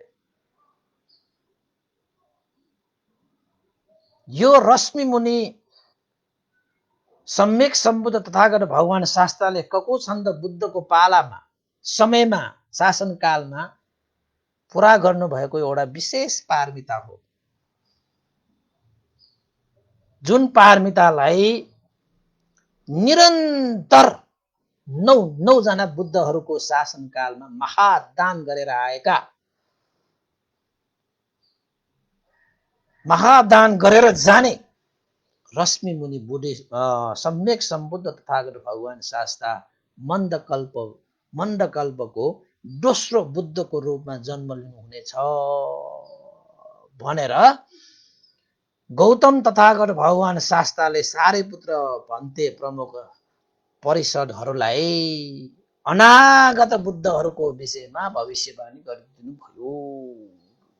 ल तपाईहरूले पनि रश्मि मुनि सम्यक सम्बुद्ध तथागत भगवान शास्ता भविष्य अनागतमा, भविष्य भनेको अनागतमा बुद्ध भएर जन्म लिनु हुने उहाँले ककुछन्द बुद्धको शासनकालमा यसरी पनि निर्वाण प्राप्त गर्ने व्यापार गरेर पारमिता पुरा गरेर आएको एउटा चाहिँ पारमिता भगवान बुद्धले देशना गर्नुभएको यो चिज 10 बोधिसत्व कथा देशना अन्तर्गत रहेर मैले यो देशना गरेको हैन। यहाँ चाहिँ अनागत वंशमा र अलिकति यो चाहिँ काय परिमाण र आयु परिमाणमा अलिकति फरक भए तापनि यी कुराहरू सबै त समान नै छन् हैन। यसरी गौतम तथागत भगवान शास्त्रले अनागत वंश, अनागत बुद्ध वंश हैन, भविष्यमा उत्पन्न हुने बुद्धहरूको बारेमा पारमिता पुरा गरिरहनु भएको बेलाको बोधिसत्वको अतीत कथा यानि कि जातक देशना समाधान गरिदिनु भयो। ल आज चाहिँ तपाईहरूलाई रश्मि मुनि सम्यक सम्बुद्ध तथागत भगवान शास्त्रको कथा देशना पनि मैले आज यही टुङ्ग्याए। तपाईहरुले सुन्दै जानुहोस्। यस्ता चाहिँ बोधिसत्व बुद्धहरूको कथा अझै बाँकी छ। हामीले चाहिँ सबै तपाईहरुले सुन्ने भन्थे भनेको कारणले मैले चाहिँ सुनाउँदै अगाडि आइरहेको छु। तपाईहरुले पनि सुनिदिनु भयो। तपाईहरुलाई पनि धेरै धेरै साधुवाद छ। शेयर गरिदिनुहोस् होला, लाइक गरिदिनु होला, कमेन्ट गरिदिनु होला, ग्रुपहरुमा पनि तपाईहरुले चाहिँ पोस्ट गरिदिनु होला, होस्टिङ गरिदिनु होला आदि इत्यादि। जुन कार्य गर्दाखेरि तपाईहरुले निर्वाण प्राप्त गर्ने व्यापार बनोस् न। यो धर्म देशना यो शेयर गरेको अनुभवले तपाईहरुले चाहिँ प्रत्यक्ष रूपमा चाहिँ कल्प वृक्ष नै उत्पन्न गर्न नसके तापनि जीवनमा सुख र शान्तिको वृक्ष त उत्पन्न गर्न सकिएला नि। धर्म दान गरेपछि त कति फल प्राप्त हुन्छ, कति फल प्राप्त हुन्छ हैन। तर हाम्रो जुनसुकै कार्य गर्दाखेरि पनि हामीले चाहिँ आशिका गर्नुपर्छ, निर्वाणको आशिका गर्नुपर्छ, सर्वज्ञताको आशिका, ज्ञानको आशिका गर्नुपर्छ। जुन आशिका गरे भने लोक उद्धार हुन्छ।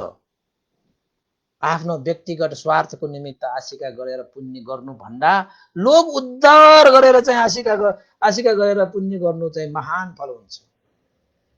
त्यसै दान पनि चाहिँ हीन दान, मध्यम दान, उच्च दान, उपर दान भनेर छ नि हैन। कसैले दान गर्दाखेरि हीन चित्त राखेर पनि गरिरहेका हुन्छन्, कसैले मध्यम चित्त राखेर, कसैले उच्च चित्त राखेर गरेका हुन्छन् हैन। तर दानको चाहिँ फल चाहिँ अवश्य हुन्छ। त्यो चीज हामीले बुझ्नुपर्छ हैन। त्यसरी आजको यो देशना पनि मैले यही टुङ्ग्याउने अनुमति चाहे। भोलि पनि हामी अवश्य पनि भेट्ने छौं। भोलि पनि हामी अर्को बोधिसत्वको कथा देशना लिएर उपस्थित हुने नै छौं। र आज अन्तमा यसरी चाहिँ दान गर्ने, दानको महिमा बुझेर होला हाम्रा उपासक उपासिकाहरूले पनि धेरै भोजन दान गर्ने, आर्थिक दान गर्ने आदि इत्यादिको रूपमा श्रद्धा व्यक्त गर्ने धेरै उपासकले गरी आउनु भएको छ।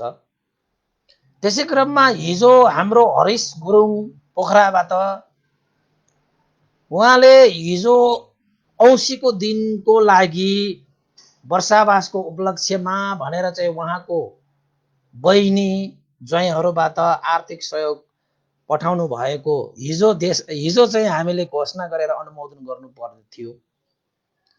तर हिजो चाहिँ यो प्राविधिक गडबडी भएको कारणले गर्दाखेरि हामीले पूर्ण चाहिँ प्रसारण गर्न सकिएन। तैपनि अब हिजो त अब हामीले चाहिँ परित्राण पाठ गरिदिइसकेँ होइन। उहाँहरूको सुस्वास्थ्य सुख शान्तिको कामना गरी मैले मैत्री कामना पनि गरिदिइसकेँ। तैपनि हिजो अब अन्तिममा हामीले प्रसारण गर्नुपर्ने चिज छुट्टिन गयो त्यो प्राविधिक गडबडीको कारणले गर्दाखेरि। त आज भए पनि उहाँहरूलाई चाहिँ सादो अनुमोदन दिनुपर्छ, उहाँहरूको सुख शान्ति र सुस्वास्थ्यको कामना गरिदिनुपर्छ, उहाँहरूको चाहिँ सफलताको, उहाँहरूको जीवन सुखमय होस्, शान्तिमय होस्, कल्याणमय होस्।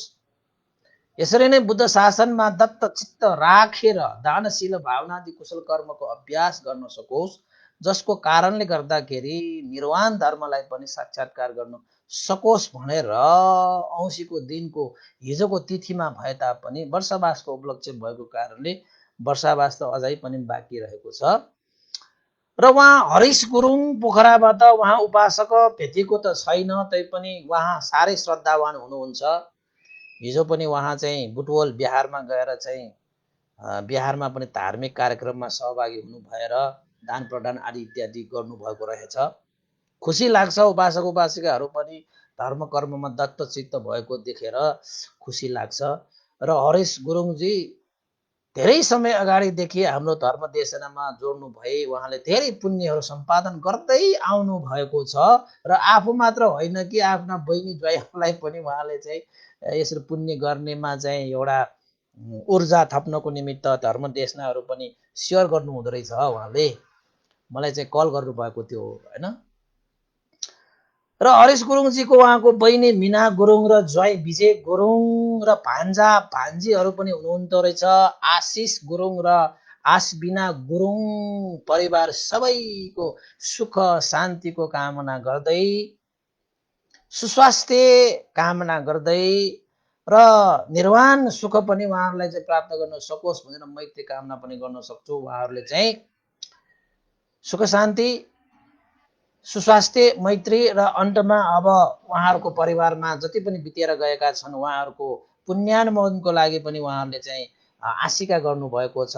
र उहाँहरूले चाहिँ सबैको हित सुखको कामना गर्दै उहाँहरूले चाहिँ आर्थिक रूपमा 10,000 रुपियाँ पनि उहाँहरूले चाहिँ श्रद्धा सुमन अर्पण गर्नुभएको छ। यो पुण्यको अनुभावले हरिश गुरुङजीका परिवार लगायत उहाँका बहिनी मिना गुरुङ, ज्वाइँ विजय गुरुङ, भान्जा भान्जी आशिष आसबिना सम्पूर्ण परिवारहरूमा सुख शान्ति होस्, मङ्गलमय होस्, कल्याणमय होस् भनेर चाहिँ मैत्री प्रदान गर्न चाहन्छु। र अन्तमा हामी पुण्यानुमोदन पनि गर्नेछौँ। उहाँहरूको परिवारमा कुनै बितेर गइसकेका व्यक्तिहरू छन् भने उहाँहरूको पनि सुगति र निर्वाण कामना गरी हामीले पुण्यानुमोदन पनि गर्नेछौँ है। त्यस्तै गरी हाम्रा एकजना उपासक हुनुहुन्छ असन निवासी उपासक हाम्रो विद्यासागर तुलाधर है। हुन त उहाँहरूले चाहिँ आजको बिहारमा नै उहाँहरू उपस्थित भई भोजन दान गर्ने भनेर चाहिँ भन्तेलाई चाहिँ यो समय पनि लिनुभएको थियो। भन्तेले पनि अब समय पनि दिएको थिएँ, तर कोरोनाको कारणले गर्दाखेरि अहिले भन्ते बसिरहेको स्थानमा पनि अलिकति कोरोनाको कहर अलिकति वृद्धि भइरहेको छ र यहाँ अलिकति सजगता पनि बढाइएको छ होइन। त्यसैले पनि अब आवत जावत चाहिँ पछि मात्रै गर्नु पर्ला भनेर चाहिँ विद्यासागर उपासकलाई मैले खबर गरेको थिएँ। उहाँहरूले पनि ठिकै छ भन्थे, अब आउने इच्छा त गरेको थिएँ, परिस्थिति यस्तो भयो त ठिकै छ, तैपनि हामी आउन नसके पनि भन्तेको लागि त भोजन दान त गर्नुपर्छ होइन। तपाईँ भोजन गर्नुहोस्। अब हाम्रो चाहिँ अनिखेर भोजन गर्दाखेरि हामी चाहिँ अब यो भिडियो कलबाट पनि हामी भोजन दान गर्ने आशीर्वाद दिने कार्यक्रम रहेको छ 11:30 बजेतिर है। र उहाँहरूले पनि परित्राण गरिदिनुहोस् भन्नुभएको छ, पुण्यानुमोदन गरिदिनुहोस् भन्नुभएको छ। पुण्यको अनुभावले उहाँका बितेर जानुभएका पिता सर्वज्ञ रत्न तुलाधर है, आमा सुवर्ण प्रभा तुलाधरहरूको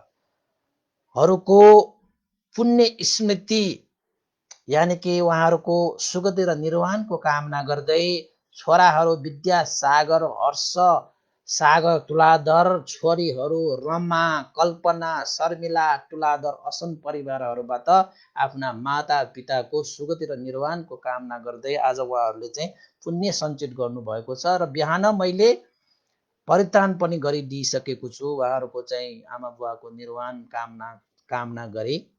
र उहाँहरूले पनि पुण्य सञ्चित गर्नको निमित्त 10,000 रुपियाँ पनि दान प्रदान गर्नुभएको छ, श्रद्धा सुमन प्रदान गर्नुभएको छ। उहाँहरूलाई पनि धेरै धेरै साधुवाद छ। र उहाँ परिवारहरू त भन्देको त निकटतम सम्बन्ध भएको उपासक उपासिकाहरू पनि हुनुहुन्छ होइन। एकतामा हाम्रो चाहिँ शर्मिला तुलाधर उपासिकाहरू, उहाँको परिवारहरूले चाहिँ कठिन कार्य पनि सम्पादन गरिसक्नु भएको छ र उहाँहरूलाई धेरै धेरै साधुवाद छ है।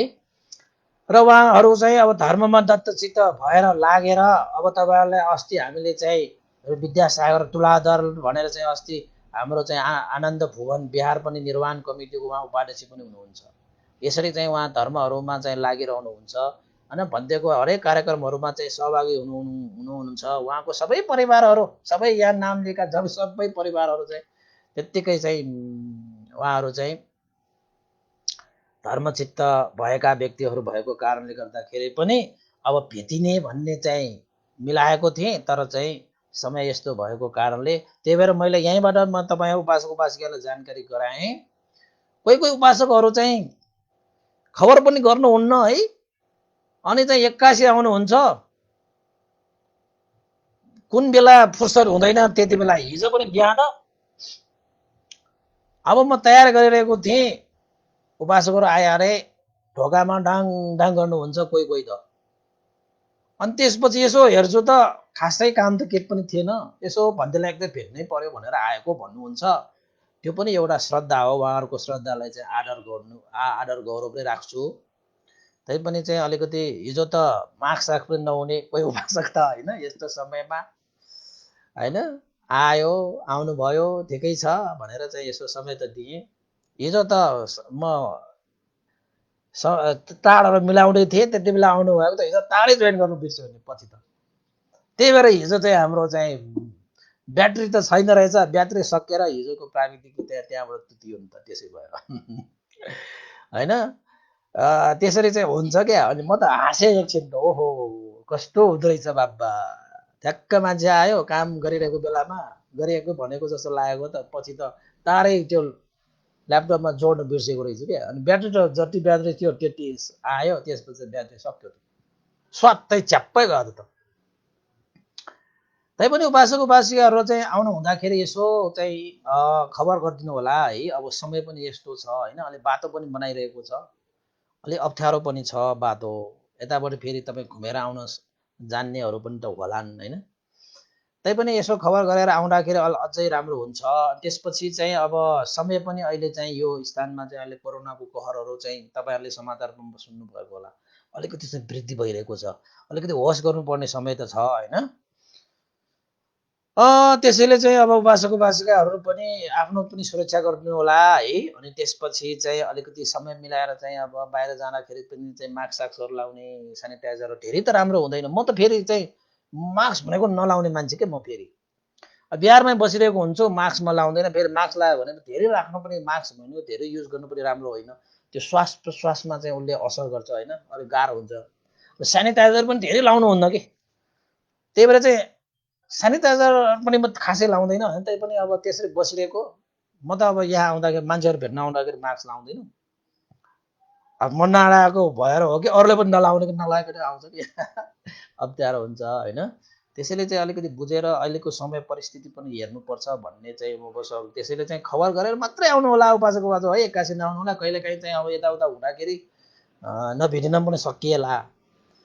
कोही उपासकहरू त सिधै आउनुहुन्छ होइन, भेट्नेहरूलाई त अब ठिकै भयो, नभेट्नेहरूलाई त फेरि यत्रो लामो बाटो छ, फेरि भन्तेको बिहार त्यति नजिक पनि होइन फेरि है, लामो बाटो, त्यसमाथि धुलो खाएर, त्यसमाथि फेरि बाटो गल्ट्याङ गुल्ट्याङ छ, अहिले बाटो बनाइरहेको छ। त्यसमाथि फेरि यहाँ चाहिँ नभेट्दाखेरि तपाईँहरूलाई पनि अलिकति कसो कसो होला। समय मिल्यो भने एक दिन त सबै उपासक उपासिकाहरूलाई चाहिँ बिहारमा निमन्त्रणै गरौँला नि होइन। र आजको पनि अब विद्यासागर दाइले चाहिँ भोजन गराउनको निमित्त उहाँहरूको परिवार नै यहाँ उपस्थित हुने चाहिँ अब मिलाइरहेको थिएँ, तर उहाँको यो अब चाहिँ कोरोनाको कारणले गर्दाखेरि उहाँहरू चाहिँ अब उहाँहरूलाई चाहिँ मैले उपस्थित अब नभइकन अब यसरी चाहिँ अब वातावरण यस्तो छ, परिस्थिति यस्तो छ भनेर उहाँहरूले बुझ्नुहुन्छ।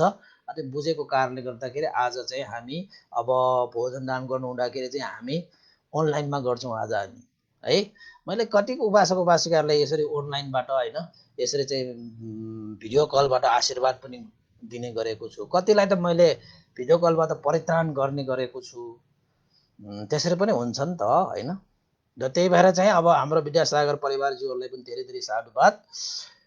त्यस्तै गरी एकजना अर्का चाहिँ हाम्रा दाता हुनुहुन्छ, दानी दाता हाम्रो योगेन्द्र बजाचार्यज्यू कालीमातीबाट, उहाँहरूको परिवारबाट पनि पहिला पनि उहाँले चाहिँ धेरै श्रद्धा व्यक्त गर्नुभएको छ। उहाँ योगेन्द्र बजाचार्यज्यू पनि हाम्रो चाहिँ देशमाको निरन्तर सुनिरहनुहुन्छ र उहाँले चाहिँ अब धर्मचित्त राखेर सहयोग पनि गर्नुहुन्छ। उहाँलाई त मैले पहिला पनि धेरै साधुकार दिएको थिएँ र अहिले पनि निरन्तर उहाँ चाहिँ धर्मदेशना सुनिरहनु भएको छ।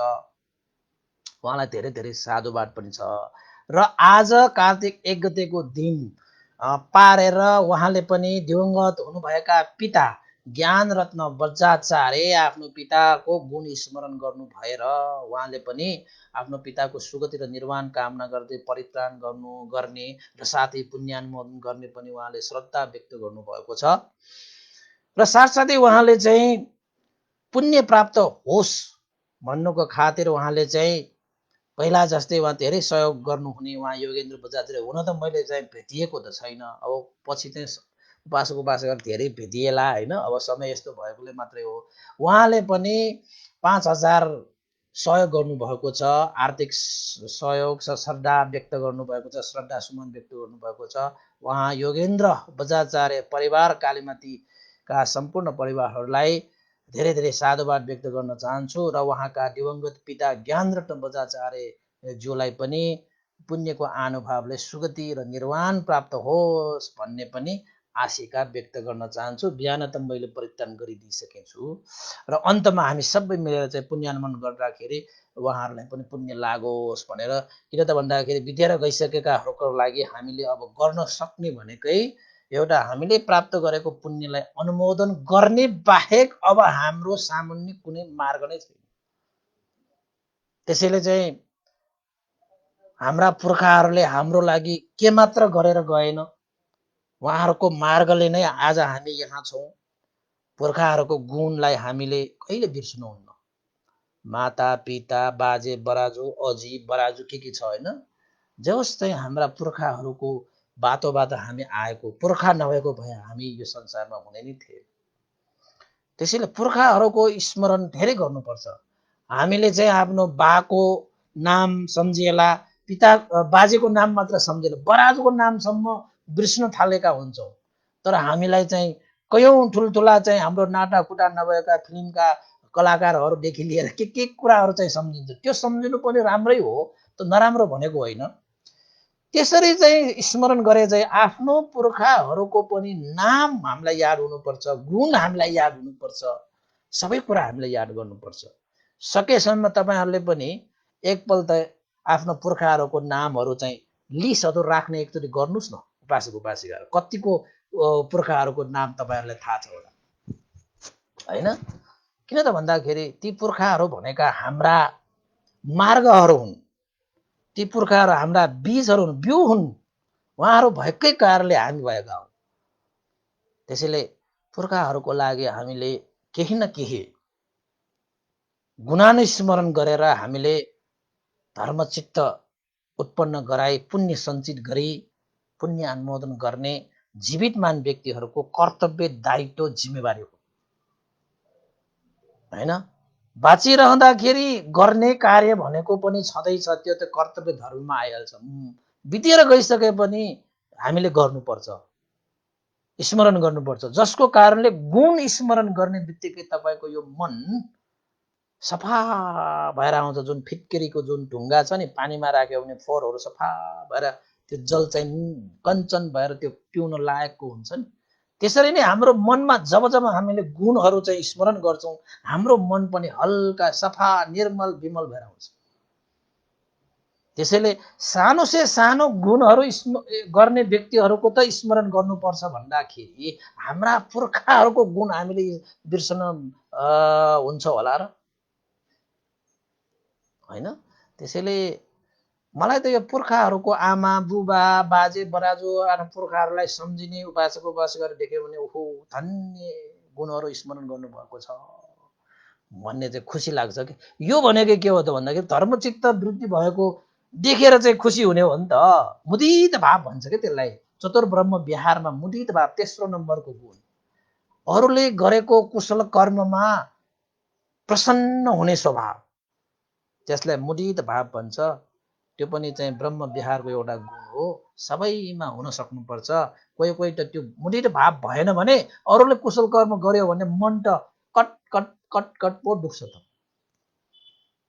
त्यो अरूले गरेको काम पनि राम्रो काम र मैले नै गर्नु पाए हुन्थ्यो, मैले गरेको भए कति हुन्थ्यो भन्ने हुन्छ। कोही कोही त अरूले गरेको काम र सँगै नसकेर मैले पनि गर्न सकेन, उसले गरेको उसलाई पनि बिगार्ने भनेर त्यस्तो चित्त पनि आउन सक्छ। फेरि गाह्रो छ नि तपाईँको यो मुदित भाव भनेको, अरूले गरेको त्यो कुरामा प्रशंसा गर्ने। अब त प्रशंसा गर्न लागेको कुरालाई पनि मान्छेहरू चाहिँ कहाँनिर खोट निकाल्ने भनेर पुरेर बसेको हुन्छ, त्यस्तो चित्तको हुन्छ मान्छेको स्वभाव भनेको। त्यो चाहिँ के हो त भन्दाखेरि त्यो चित्त भनेको चाहिँ मुदित भाव नभएको कारणले गर्दाखेरि, यो उसले राम्रो काम गरेको छ भने थाहा छ तैपनि राम्रो कामलाई प्रशंसा नगरी कहाँनिर उसले गल्ती गर्ला र उसलाई चाहिँ खोट निकालौँला भनेर त्यो बोटुवा भन्छ नि, बोटुवाले त्यसलाई चाहिँ क्रोक क्रोक पन्छी भन्छ के, माछा खाने छ नि, एउटा खुट्टा माथि राखेर यसो बसेर तोलाएर माछा ताकेर बस्ने त्यो जस्तो। त्यो चाहिँ मुदित भाव नभएकोले त्यस्तो हुनसक्छ। त्यसैले हामीहरू भनेका मैत्री करुणा मुदिता र उपेक्षा भाव राखेर चाहिँ विहार गर्ने भगवान् बुद्धको शिक्षा अनुसार। त्यसैले सबै हाम्रा उपासक उपासिकाहरूले पनि यसरी आफू पनि कुशल चेतना वृद्धि गरौँ, अरूलाई पनि कुशल चेतना वृद्धि गराउँ र अरूले कुशल चेतना वृद्धि गर्दाखेरि पनि मुदित भाव भएर अनुमोदन गर्न सकौँ। यो नै हाम्रो चाहिँ मार्ग हो।